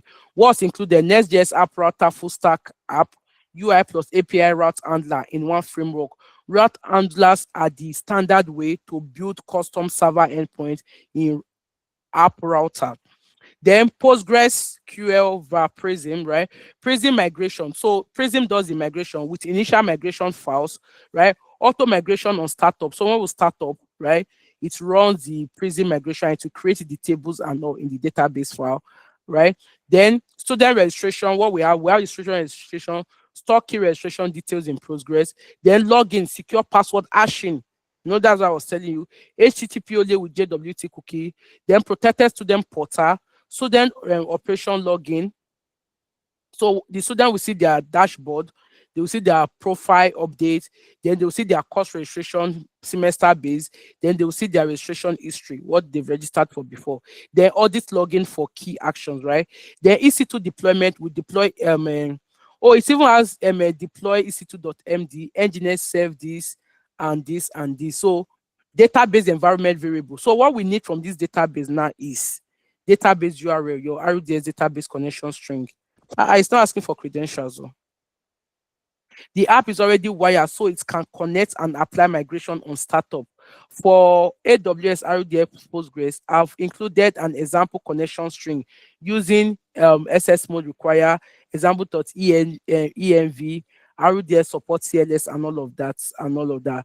Okay, so EC2 plus RDS deployment readiness. The project is set up for self-hosting on Node.js, right? Includes the configuration, this and that. Okay, so say with a provision-friendly config, Node.js supported hosting, that's outside of Vessel. Thank you for that. Quick startup after unzip. So we are going to unzip and we are going to see this our environment variable, right? Then we are going to fill the database URL and the auth secrets, right? Then we are going to run this generator now. Then we do npm run start and it will start, right? If you want, I can also generate version 2. Version 2, okay. Admin portal, no, I don't want all of this. Terraform and all of that. No, I don't want all of that. So let's go and say, I want to deploy this with EC2 user data so that when we set up EC2 user data, right? And EC2 user data. How can I pass in the database name, user name, and password? So while that is going on, our VPC is ready now. You can see our VPC is ready. So if we go back to our RDS now, we couldn't see anything before. If we click on this refresh, you should now be able to see our VPC. If I come down and click here again, it's refreshing. You should be able to see our VPC now. Can you see? It has seen our VPC. Get called Techie Week 3. So I'll click on this now. I'll click on this. So now that it has seen our VPC, it's going to, are we creating a subnet group or we are going to select our subnet group? We can from here create a subnet group, right? If we create a subnet group, where do we want that subnet to be? What do we want the security to be? Or on our own, do we want to create our own subnet group, right? VPC security group, what do we want? We want the default VPC group, right? So these are the things we are going to consider. But I don't want it creating our subnet group in a public subnet, right? Because we already say RDS assigned a public IP address. So we already say we wanted it to be internet facing, right? So let's just give it a try. We are not we are using default, meaning we are not opening security. They're just going to be a default security. We'll see what is there. Then there's certificate authority. Then if you come to additional configuration, what is the port? If you work with Postgres, the port is always 5432, right? So that's the port we are going to be using. I tell you always add tag. We can just say name for us to know who has it, right? And then we are going to say is get techie week 3. So that will be our tag. Do we want to enhance monitoring? Remember we talked about monitoring, right? Database insights, or we just want only the 7 days database insights where we can see everything about this RDS on CloudWatch, right? How long do we want the performance instance? How long do we want it to be? We can, by default, you can retain for 7 days. Anything more than 7 days, you might need to pay for it. That's if you enable performance insight, right? Then what encryption key are we using? We are using Amazon Managed Encryption Key. So at the end, it's going to tell you how much. If you want enhanced monitoring, if you enable enhanced monitoring, you'll be able to actually see your processes, your CPU load, and a lot of that. Then you can export your log and all of that. But we are not enabling all of this because the more things you enable, the more the cost will be, right? We talked about parameter group. We're using the default parameter group. Remember, we talked about parameter group. Then you want to create initial database name. So let us see what should be our. It say yes, the best production way is not to pass DB username and passport directly in the easy to user data. That's plain text. Pass only the secret manager ARN. So that's what we want to do. Pass in the secret manager ARN. You know, I told you when you pass in the secret manager ARN, it's able to actually see all parameter store names. Let the EC2 instance, that's via IAM row, fetch the secret at boot. So we're actually going to have an IAM row that actually have access to what? Secret manager, right? And also we want you to be able to download our code from S3 also and to be able to unzip it. We'll do that. Then build your .env file, including database URL inside the user data.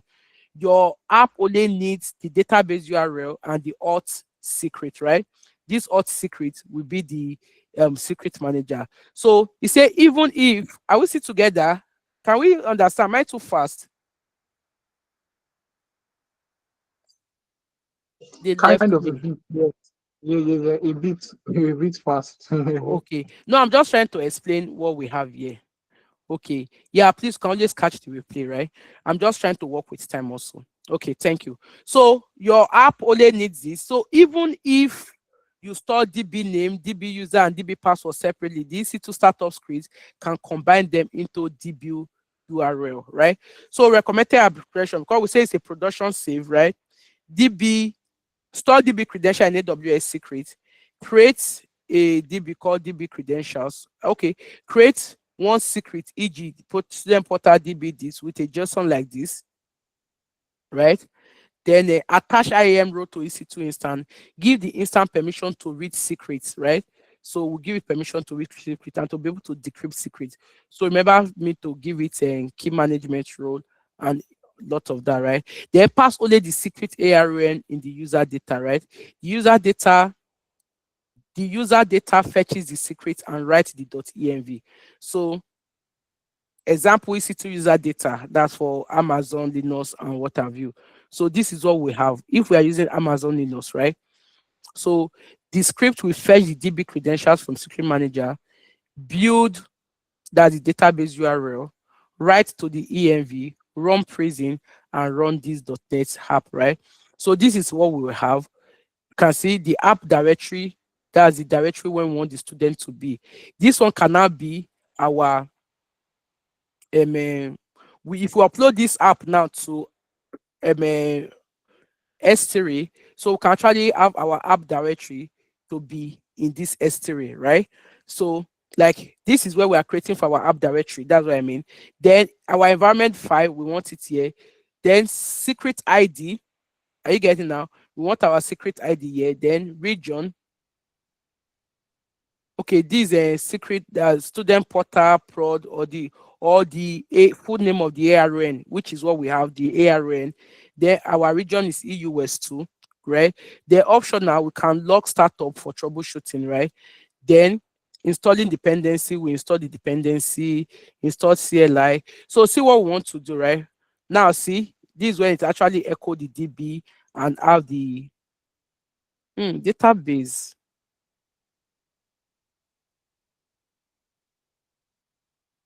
Okay, so let's see. So this is the database URL and all of that.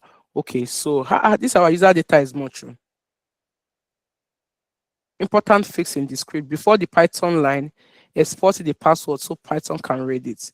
Okay, so export DB and also, okay, I'm coming. Just give me a minute. Let's see. So we have auth URL, we have also auth secret. Let me see. Even better, store a single database URL directly in the secret since this thing. Okay, so let's go and create our database first. So Now you can see backup. You can see we enable backup, enable automatic backup, right? So this is when we enable our automatic backup. Backup retention period. How long should they retain backup? We say we can say, oh, we want it to retain backup for how many days? Like by default, I think for the free tier, okay, no, we can retain for 35 days, right? Automatic backup, right? Then when do you want it to back up? You can choose a backup window and say, I want it to be backing up by 12 midnight. Are you getting now? By so and so the time. Are you getting now? And you can set the duration. Then you can tag the backup. Are you getting now? Or you can tag the backup of this. Then enable encryption. By default, we have the encryption. Then what is maintenance? We want it to be manually to enable auto manual upgrade, meaning if they made any upgrade to the database engine issue on its own, enable it, right? Then if you want it to maintain, when do you want it to enable it? You can choose a maintenance window and say, I want that if you know your business don't do much, so they can afford some or no downtime. I can say, oh, I want it every Saturday by 12 o'clock, right? Yeah, every Saturday by 11:50 something, right? So you can actually choose the duration you want, right? So there are another things, delete protection. You want to enable delete protection so that anybody cannot just go to your UI and delete your database, right? We've seen this delete protection before, we are seeing it again. So now it's not telling me that, okay, my estimated cost. So it said the RDS free tier is available for 12 months. Each calendar month, the free tier will allow you to use RDS resource listed below for free. You have to read this. So me, I've exhausted my free tier, so I don't think it's for free. 750 hours of RDS this, 20 gigabyte, 20 this of this, right? When your free tier expire, or if your application exceeds the free tier, you simply pay per the Go RDS service. So please make sure that you are not getting a funny cost here. It's supposed to give us an estimated cost, right? You are responsible for ensuring that you have all your necessary rights to the third-party product and all. Make sure you are not getting any estimated cost summary here. If you are getting, just know that it's going to incur costs for you. So please just remove it immediately. At this point, I'll click on create RDS and I'll start creating my RDS database, right? So at this point, it's creating RDS database. It takes time to create RDS. So let us go and prompt GBT better so that we can actually set up an EC2, upload the application, tell it what we have. So we are going to say, so currently,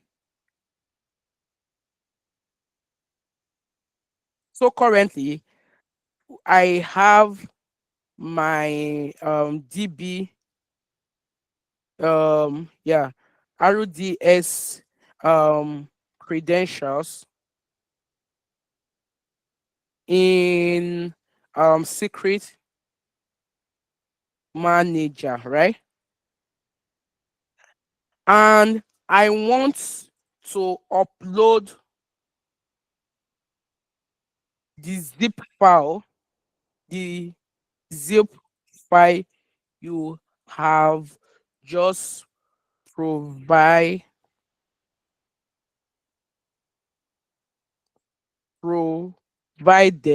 right, to S3 and use the user data to copy it to the EC2 and build it and run it. At the end, I want the application live and already connected to the database. But in real sense, you are the one that's actually responsible for this, right? To the database, right? Give me the user data that does all of this and what I need to do, right? So let's go. It's going to actually generate a user data for us. So while that is going on, let us go back here I told you database takes time. You can see it's creating. So while it's creating, we are just going to go.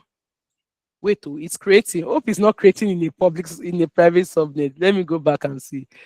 Hope it's not creating a private subnet. So it's creating, but I can click on it and actually see its configurations, right? So connectivity and security. So I can I can see we have default security group. Okay, so this is what we have. Okay, we've not created an AM role. Let me see. Yeah, we also enable CloudWatch. So CloudWatch is also trying to load.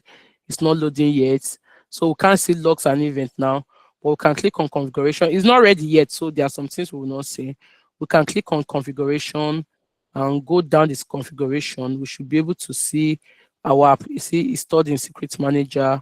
What else do we have? Yeah, any maximum this maintenance and backup. No, no, we don't need recommendation. Okay, so our region is currently in US 2C, but I want to see we would have just created our subnet group. I want to see our subnet group. So let's go again to connectivity. So we have our endpoints, connected resource, yeah, security group roles, replication is just the normal one, DB identifier. Come on. Okay, so let's just wait for it to finish creating, right? So it's still creating. See, still in creating. So let's wait for it. When it's done creating, then we'll be able to see some more things, right? And be able to see the security group we have and how easy it is to connect, and if it's not easy to also connect. So while this is going on, we are going to set up our EC2 instance. So I will just come here. This one is pretty straightforward for us now. EC2. Then we are going to create our EC2 instance, right? So so we just click on launch EC2 instance, and we choose Ubuntu. Did this guy know we are using Ubuntu? Did we tell it the user data to use? Okay, say perfect.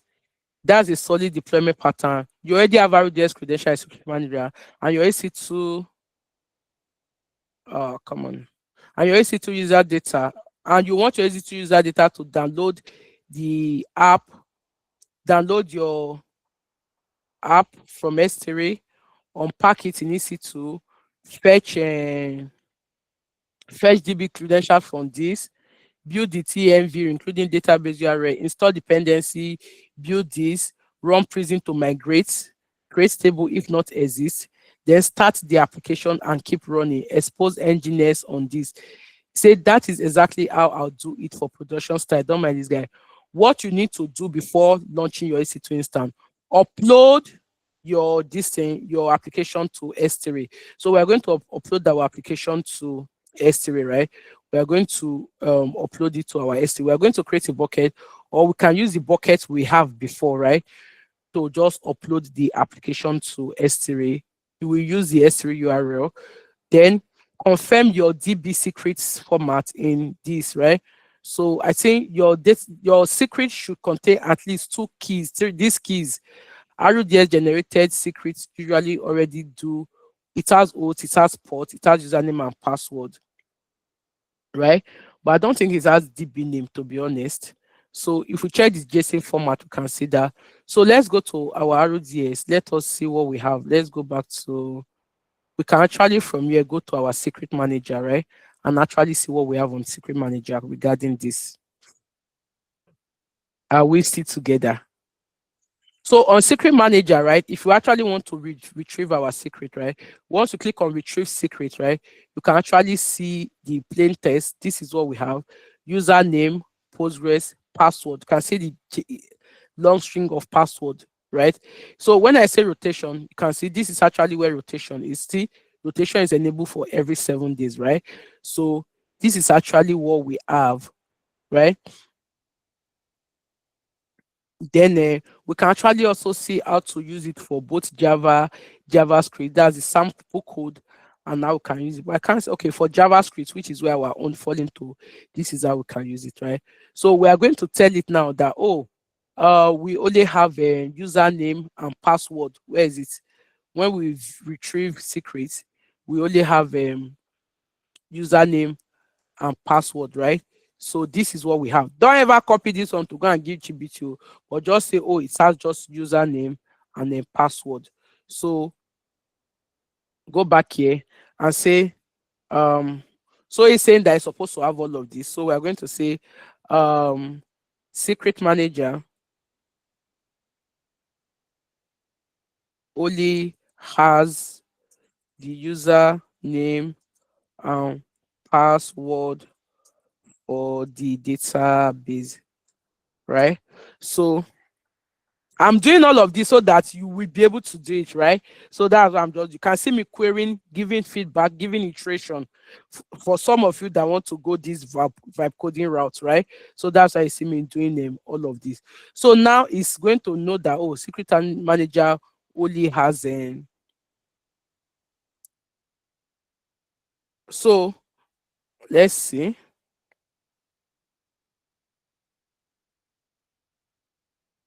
Okay, so this is when we gave it feedback. So he's going to restructure the pattern and tell us what we can play. That's totally fine. And it's usually a common setup, right?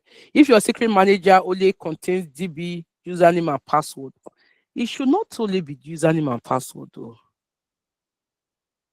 It is so.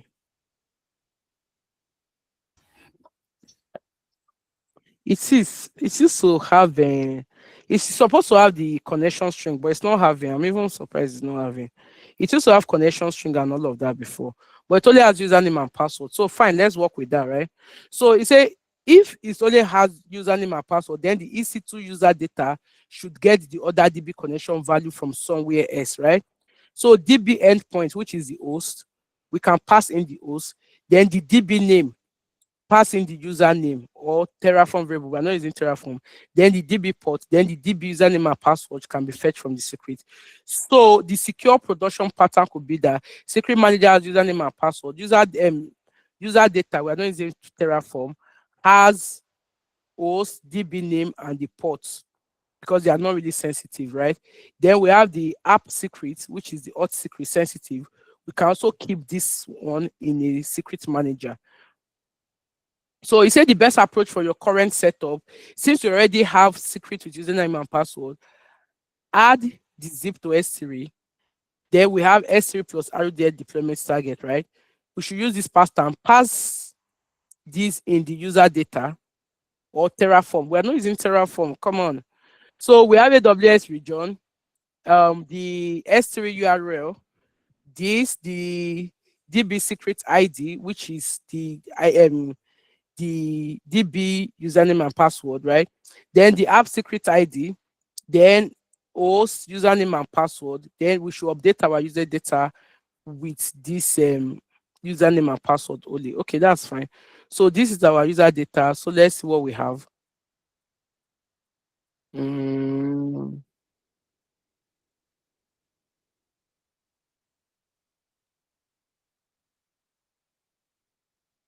coming secret auth.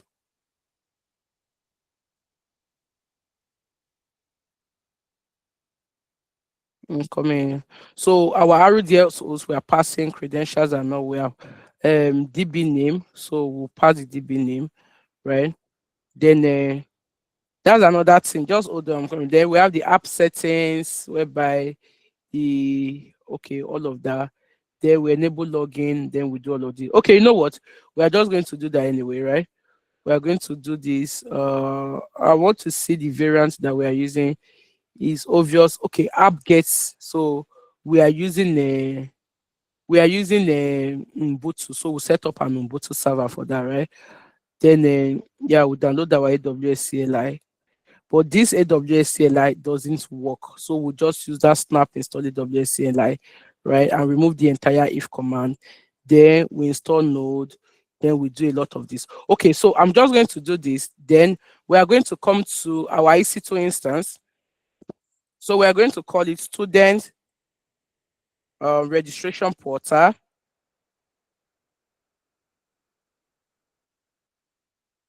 Right? Then we are quickly going to just choose like I said, we'll use Ubuntu. We're going to choose Ubuntu. We're going to be on the free tier version of it. So let's wait for it.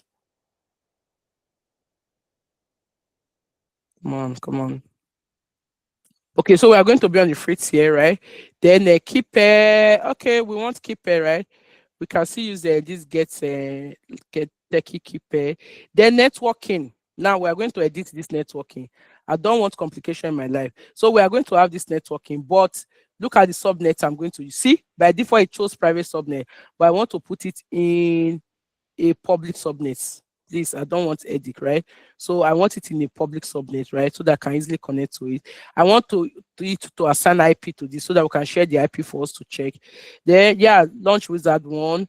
I want to be able to have access to it, SSH into it.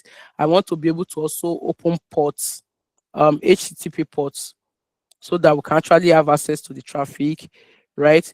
Then, which other one again? Add security rule. Which other security rule do you want again?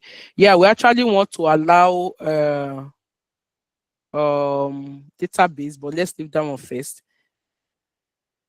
He says, yeah, I saw it. I don't want to SSH from my machine. I want to SSH from the terminal. I don't want to do anything on my machine. Then we go to advanced. Remember, we want to use the IAM profile, instant profile. The one we have that day, did we still use it? EC2 gets bucket follow up. This was the one I used. This was the one we use. EC2 have access. So this EC2, right? This guy is actually going to be able to fetch the bucket, right?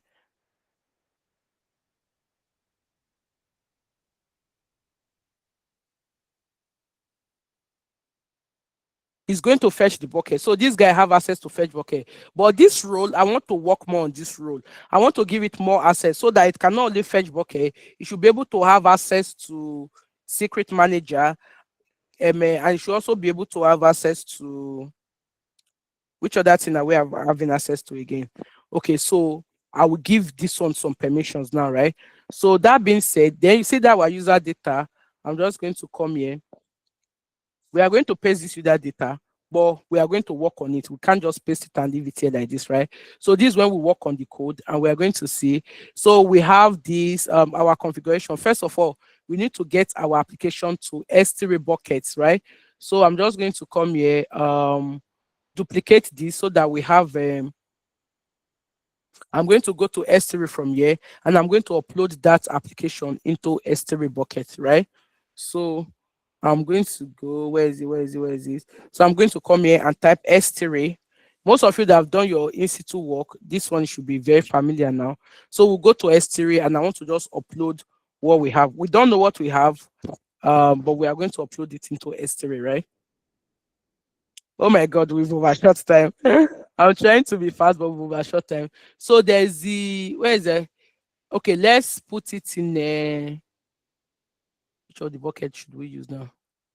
Get a key class lab. Is it this one we used? Oh, there's really nothing here. I think there was one follow-up I used. Okay, so let's use this follow-up. We have our React app, but I'm going to upload the other one now, right? So that we can unzip it. So remember, add file is a zip file, so it's just one file. I will go to download, right? If it should be in your download. So we have the student registration portal. So we are going to actually upload our student registration portal here, and we'll click on upload, right? So while it's upload the student registration portal, I'm actually going to get this URL. That's what we need, right? But inside this URL, what I'm actually getting is a student registration portal, right? .zip, right? So I'm going to copy this. Then we'll go back to our EC2 instance, right? So you can see app URL. So S3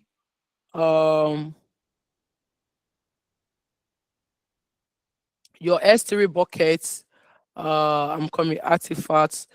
So what we have is okay, you know what, let me get the full name of that particular object. Student registration portal. Let's get the full name of that. Come on, don't waste my time. Okay, you know what, let me close here. Let's go back to, so now this is the object, right? So when we click on it, we should be able to get the full object. Can you say, so this is the full object, right? This is what we really want to get. So let's close this guy, come back here. So you see this old estimate 10. So we come here and we put it here, right? So this is our bucket, right? So then we have secrets. So we need the secret ID. So we go back to our RDS and we look for our secret ID. So this is a secret ARN. Yeah, so we use the secret ARN for our secret ID. So I'm just going to come. Should we use the secret name? Okay, let's use our secret name there. So we come back here again. We have a, where is it again? Yeah, DB secrets. DB create.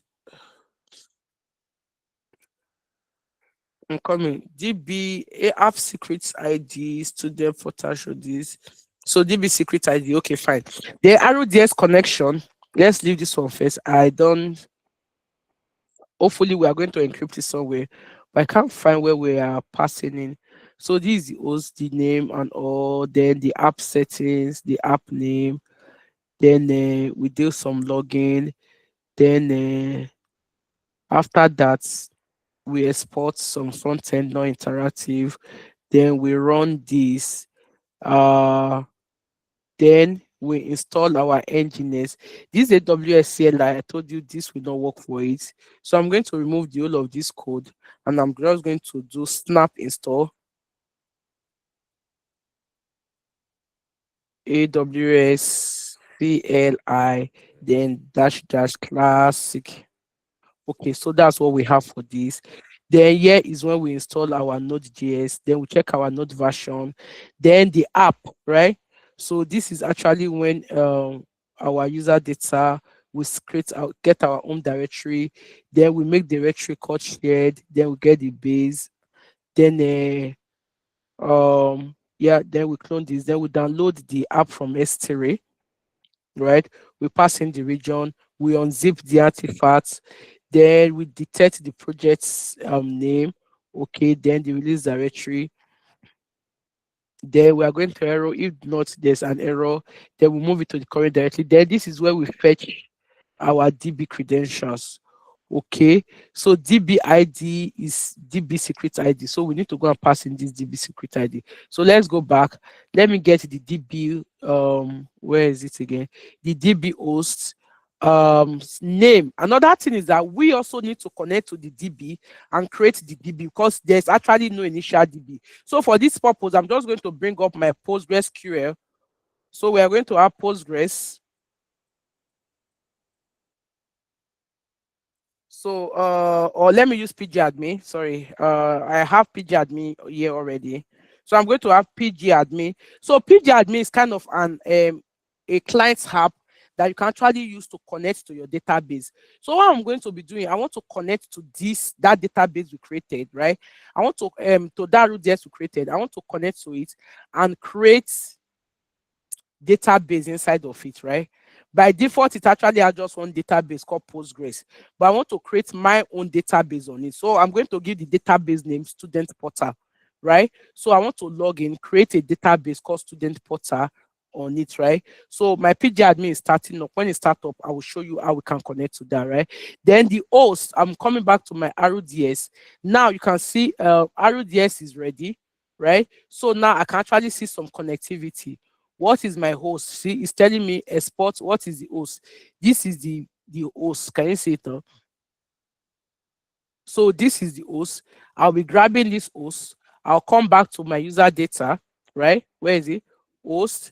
This is where I will put my DB host, meaning the endpoint where my DB is, right?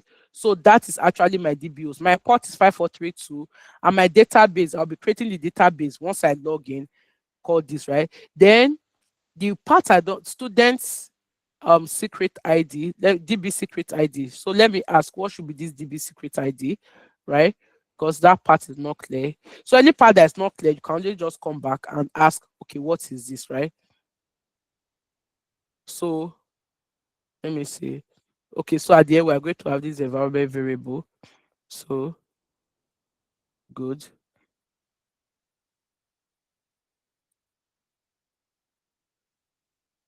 So let me say, what is this?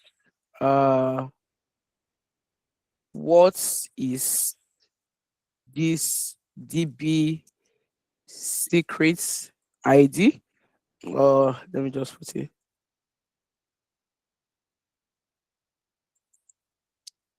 So I say, what is this DB secret ID, right? I'll now say, should this be the ARN of the secret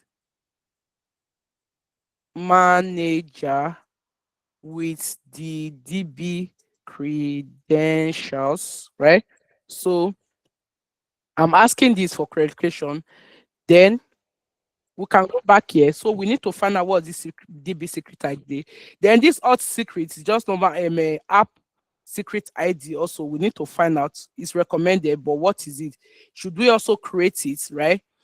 In should we also create it in either parameter store or in secrets manager? That's another thing we need to do, right? He said yes, DB secret ID is the value pass to AWS CLI secret manager get secret value secret ID. It can either be a friendly name like DB secret ID. Oh, really? Or full ARN. So DB secret ID is this ARN. So we have our ARN. Where is it? Secret ID is this ARN. So we are going to go back here. And now we have, where is it? DB secret ID. We are going to pass in this ARN. So for just the purpose of this, I'm just going to, so we have this DB secret ID. Then the app secret ID. App secret ID is actually what the app uses to communicate between the front end and back end anyway. So this app secret ID, I'm just going to give it this is a secret. Let's put it that way.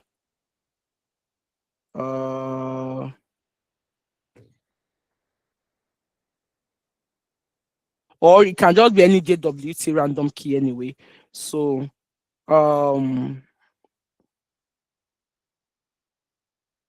use secret name if EC2 and secret monitor are in the same AWS account, same region. You really any cross account. So if your EC2 instance is in the same account and the same region of the secret, this is perfectly fine. If you want extra this, no, I don't want that. Then DB secret, okay, that's for DB secret ID. Okay, AWS secrets describe. Okay, no, I don't want this. Okay, so that's fine. Let's come back here. We can always edit this secret anyway if it's not working.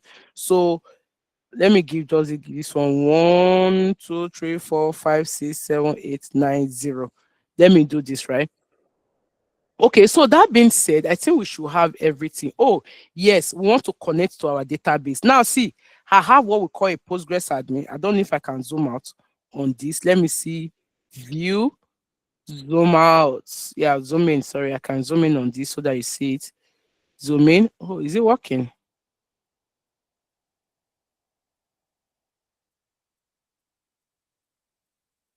Oh, let me see. Okay, control plus plus. Okay, so what I want to do, I want to connect to a database server here, right? So I'm just going to right click. I'm going to register a server, right? I will just call it our get techie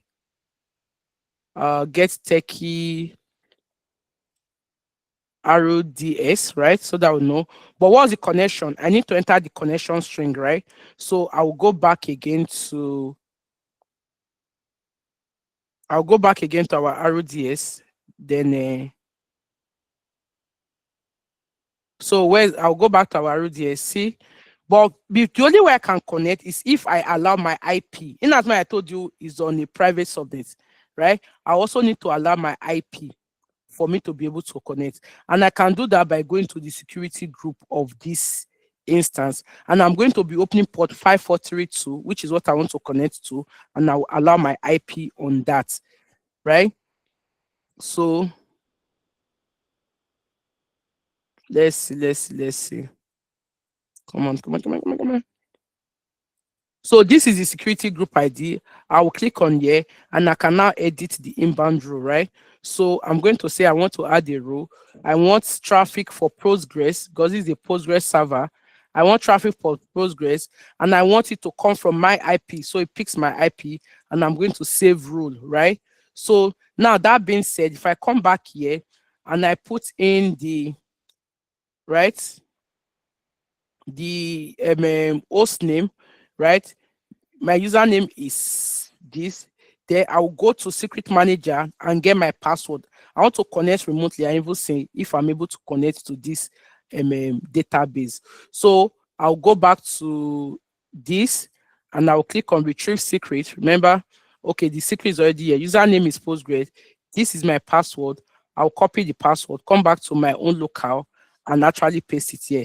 Now, depend on how you, like I said, if it's in a public if subnet, you can connect.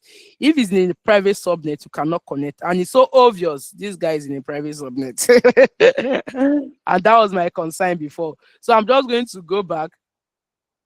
See, connection timeout is still provisioned in the private subnet because it followed the best practice.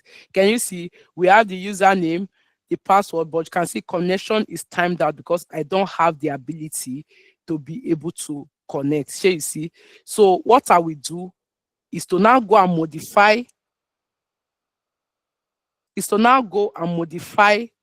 The same this RDS, right? I'm now going to, because I allow my own this thing to actually, I should be able to connect, right? But I will go back and discover that if I modify this, if I click on modify, I'll discover that the security group is created. They are all private subnet. If this application is in private subnet, like I said, I will not be able to have access to it. So we have our storage, but availability, right? It's not available. We say it's not really available, but this is where I have the issue. So my default group, it shows this group, right? But if I check default VPC, okay, this is my default VPC. Why am I having two default VPC? Did it create its own VPC? Oh, yeah, I later selected my VPC, right? Are we still together? Okay, I later selected a VPC, right? Do you still know if I selected a VPC? So we selected a VPC, right? But I'm having two default VPC. Does that mean it went ahead and created a VPC? Default VPC 0. Let's quickly check our VPC. So just give me a minute. So security group. Okay, we're done with you. So let's quickly go to VPC.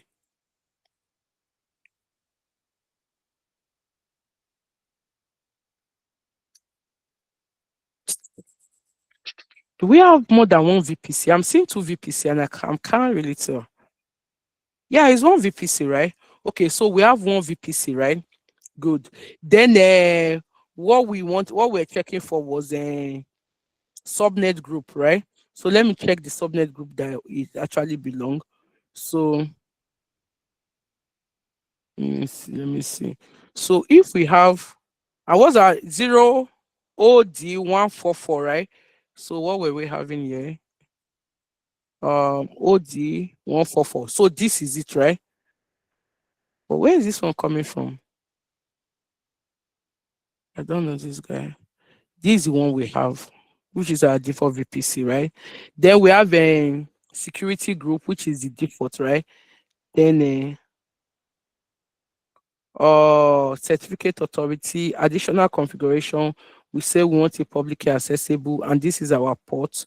So let's go. Then Come on, subnet group. Oh, does that mean there was no subnet group? Or you can't have not have subnet group. Okay, so at the point whereby we select our VPC, let's create a subnet group for it, right? Where are you? Where are you? Where's my VPC? Additional configuration, availability, networking, right? So we have our this, but it's not even allowing us to. Uh no, it's not. It's not. It's not. And can we edit this? Yeah, subnet group. So if this is our 144, that's where our subnet group is, right? So let's quickly go back to VPC. Can we look for our subnet group? So let's check for our subnet group and see the subnet that it is, and see if we can get another, create another subnet group. Oh, subnet group shouldn't be here. It should be in our VPC.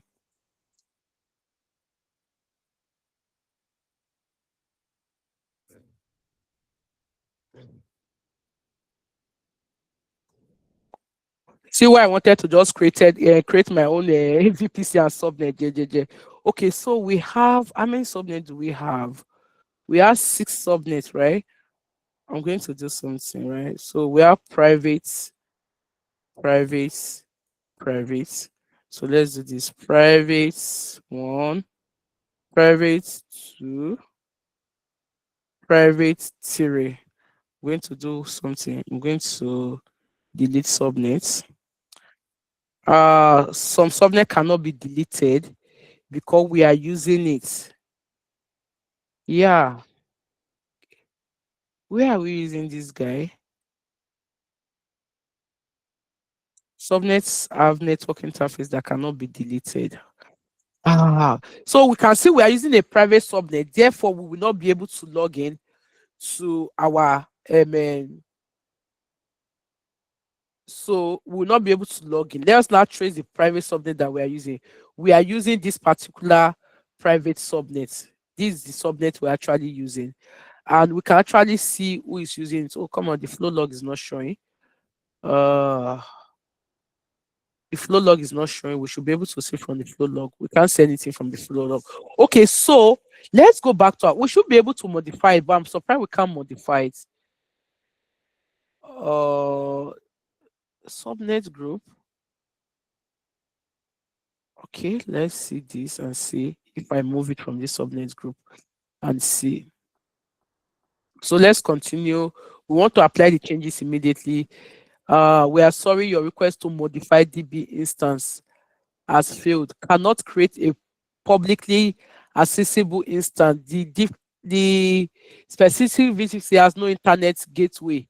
Attached. Update the VPC and try again. How come we don't have internet gateway on our VPC? What happened? VPC, right? See, we have just created this thing on our own. Oh. So we have our VPC. So we have VPC, we have there's internet gateway, right?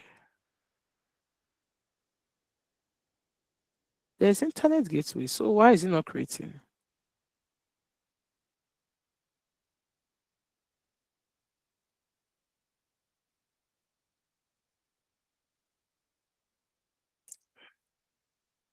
Yeah, this is connected to our internet gateway. So it should connect, but it's not creating. This guy is the culprit. If we can remove this guy, they will be free.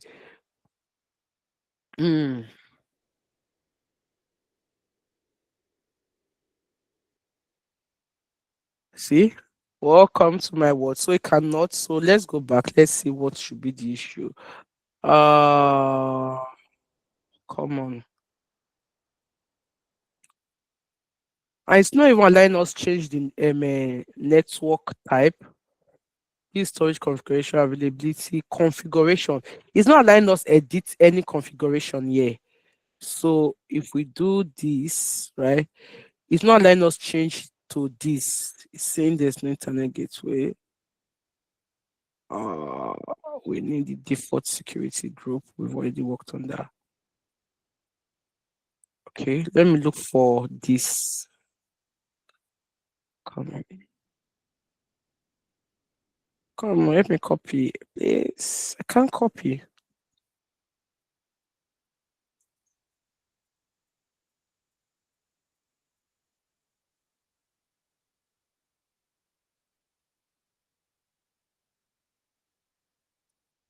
Okay, that there's nothing to modify. Hello. Yeah, I can hear you. I Okay. think when you selected the second The software group, yes, it's like it's a different VPC, which obviously might not have the internet yeah, gate. the So it's internet gate. different from And the I'm one. even surprised that we have that VPC there. We haven't seen anything like it. But if you go to our console, we don't even have this VPC at all. You get what I mean? Yeah, I did. Maybe we can refresh. Possibly it's not displaying because I don't know. Maybe we'll It's not refresh, even or allowing or us to maybe do it's that. in Yeah. another. No, another region cannot be here. Yeah, it's another region cannot be here. So this is actually our subnet, DB subnet group. But for some reason, I can't see it. So let's search for DB subnet group and let's see. Come on, we should be able to modify our DB subnet group. Subnet group Elasticsearch, subnet group DynamoDB, subnet VPC. VPC subnet. EUS2. So we have this subnet, right? Which other one again? So we have this subnet, but we cannot see our subnet group. So there's a way RDS actually create a subnet group from subnets. That was what I was concerned about. It now went and created it on, okay, you know what? We are going to delete this guy by fire, by thunder. So let us even see why we cannot delete. So if we say delete, he said we cannot delete it, right? Why? He said that subnet has network interface and cannot be deleted, meaning this subnet now has internet gateway, NAT gateway. So I'm going to come here, and for us to delete NAT gateway, we have to first of all delete other things. But let's see the NAT gateway. Can we delete? That would be nice. Or we need to go and first of all delete the public IP. But we have to delete this guy to move on with our lives. Okay, so now that we are deleting this network, NAT gateway, we should not be able to delete that subnet, right? So I come back here and I should not be able to delete this subnet. So if I click on delete this subnet now, until that NAT gateway goes, it's not going to let us delete anyway, right? So let's wait for that NAT gateway to go. So we have this private subnet. This is where our problem is coming from, right? With this subnet ID, but it's not even giving us that subnet ID. So we'll keep refreshing. Once our NAT gateway is gone, then we can delete this guy. We need to delete this guy. That is it. So let's go back. NAT gateway, are you gone? Takes time, but it should go very soon. Still deleting, still deleting, still deleting. Because if we don't create database on that, although we can swear to save our time, we can swear use the, so it's deleted, but it needs to clean up, right? So now that it's deleted, let's go back to subnet again. Find that particular subnet, try and delete the subnet. Come on, it's deleted. You are not tied to it anymore. It's not tied to you anymore. What else is tied to this subnet? Let's see. So, okay, we have route table to this subnet, right? Let's delete this route table. So let's go to route tables. Where is the private route tables? 1, 2, 3, right? We're going to delete these private route tables, right? So action, delete route table. Oh my God. So we're going to delete. So that particular one will not delete because it's attached to a subnet. So we are going to come here, action, edit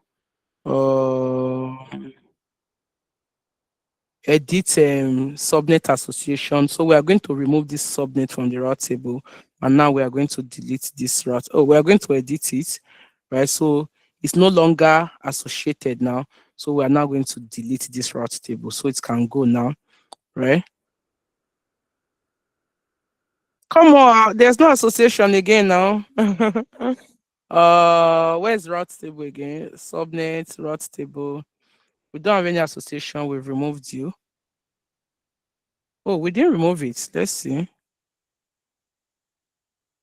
Edit subnet association. We removed this guy, right? Meaning no subnet association again, right? And we save. So there's no subnet association, then this can go now. Good.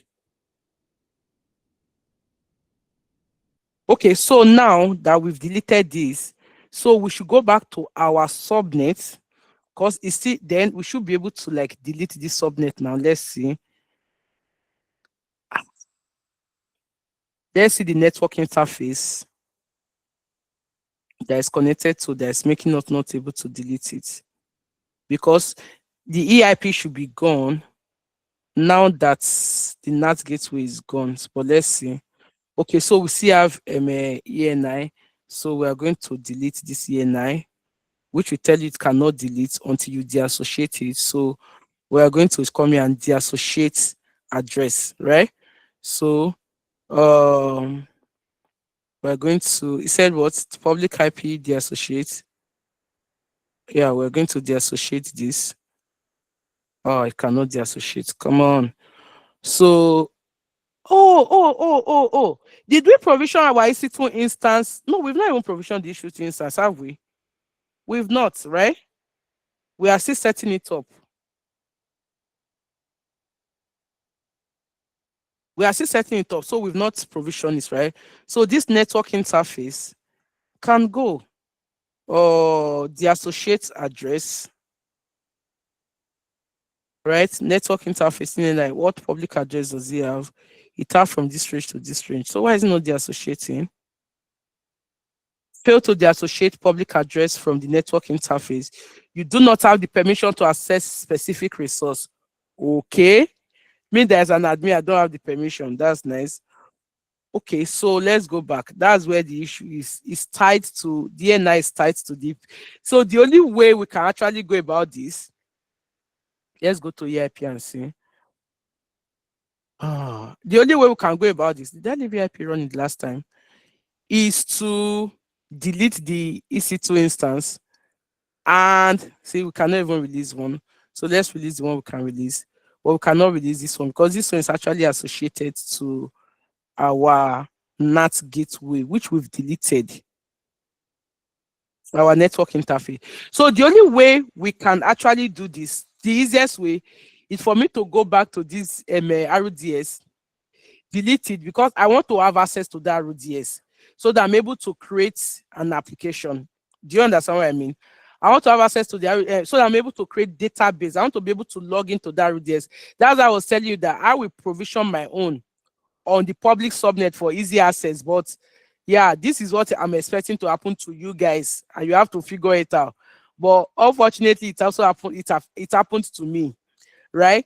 And we don't have 2 hours for that, and our time is fast spent. So what we will do, so the pit that I was digging, I actually fell into my own pit. What I would have just done was create my own, make sure all my subnets are public. And if my subnets are public and I choose that, why are they not laughing at me now? If my subnets are public and I choose that public subnet only, it's going to provision this database, that's this RDS. It's going to actually provision it in a public subnet. By so doing, I can easily access it. But you will not be able to easily access it, right? Because you will now be sweating what I'm doing now. That's what is supposed to be your lot. But my plans did not work. And then, yeah. So what are we going to do now? We don't have time on this call again to like delete. We for no come out of the piece. We don't have the time again to delete like and recreate. So we'll end this class. After this class, I will create a video like we did the other time. I'm going to walk you through again, like walk through that video again of actually deleting, like recreating a a database in a public subnet. You will create your own in a private subnet too. You will debug it, you will sweat it. Then we are going to actually deploy the application. I will drop the IP address on the group. We are going to register. Like, it just I actually wanted us to log into this RDS and actually see how we create database using SQL, right? Creative not exist, right? How you create tables and all of that. I actually wanted us to just capture that as part of this our hands-on also, so that when you are setting up database, and you saw me actually doing the prompting back and front, so that when you are also doing that, right, you also know how to go back and front in whatever it is that you are doing. But unfortunately, our RDS is provision. The only way I can actually access this RDS now is for me to now set up an EC2 instance in a public subnet. I would now have to use through that EC2 instance to connect to the RDS, right? So I won't be connecting from my machine, or I will have to quickly set up a VPN client and use VPN to connect to the RDS, which was those things I wanted you guys to figure out and sweat out, right? It's just all learning curve, to be honest. So this our database is provisioned in. So let's even see. Let me see connectivity. See, can we see? Internet access gateway is disabled, so I can't connect to this database. Are we saying it now? I cannot connect to this database because my internet access is disabled. So that's one thing we should actually bear in mind, right? But I can actually create an EC2. Can see I can set up an EC2 instance, and from this EC2 instance connect to the database. But I won't keep you people waiting for that. I'm just going to bring down everything and we'll set it up again. Any questions so far? I know you have a lot of questions. Any questions so far? Demo did not go as planned. Any questions so far?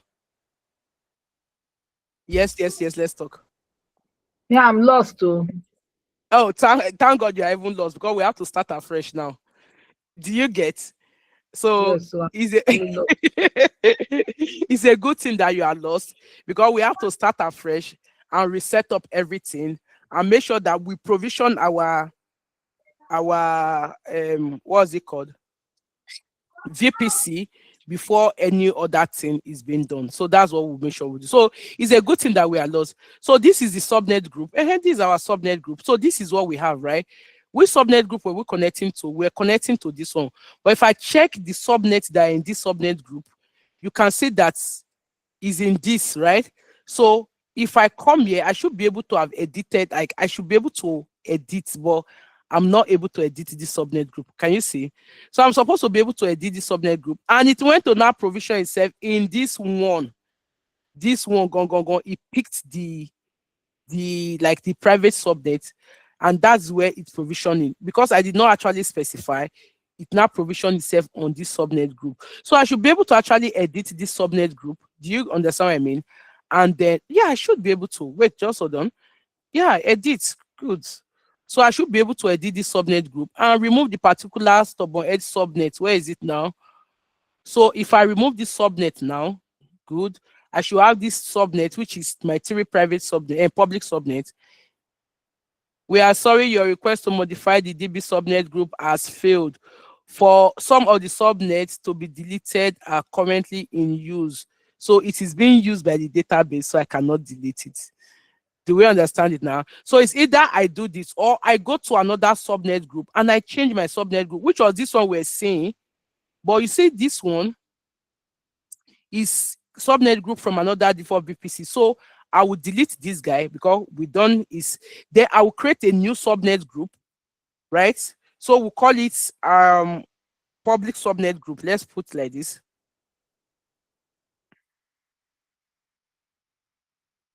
So, and in this case, we are going to select our own VPC, but you know what? I'm going to only select, yeah, availability is only US. So I'm only going to select, I will remove that badded. Where is that badded? So I'll have one, I won't select this guy.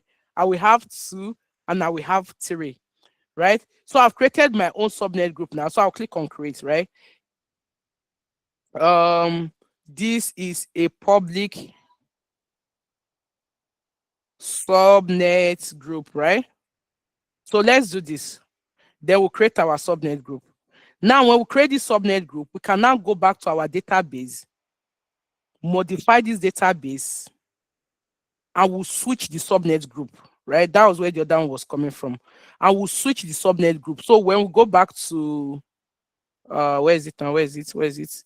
Yeah, networking. You see this subnet group, we are going to switch to public subnet group. This is what we created, right? And we are now going to say, oh yeah, fine, modify to this, so I can now connect, right? So continue, apply the changes immediately, don't wait till net maintenance. Your requested to modify your has failed. You cannot move DB instant no to a subnet group that is public subnet. The specific DB instant group are in the same VPC. Choose a DB subnet group in a different VPC than the specific subnet group. So we have tried, we still cannot move it. So I will create another one and then we'll go back. I was actually happy that, oh, we can create, yeah, it's in the same subnet group now. Okay, so yeah, that's fine. We cannot modify it. So okay, so thank you everyone. I'll make the follow-up video. That's what kind of frustration exactly. So this is actually what we go through. Sometimes it can be sweet, sometimes just hit a roadblock and you spend 3 days debugging.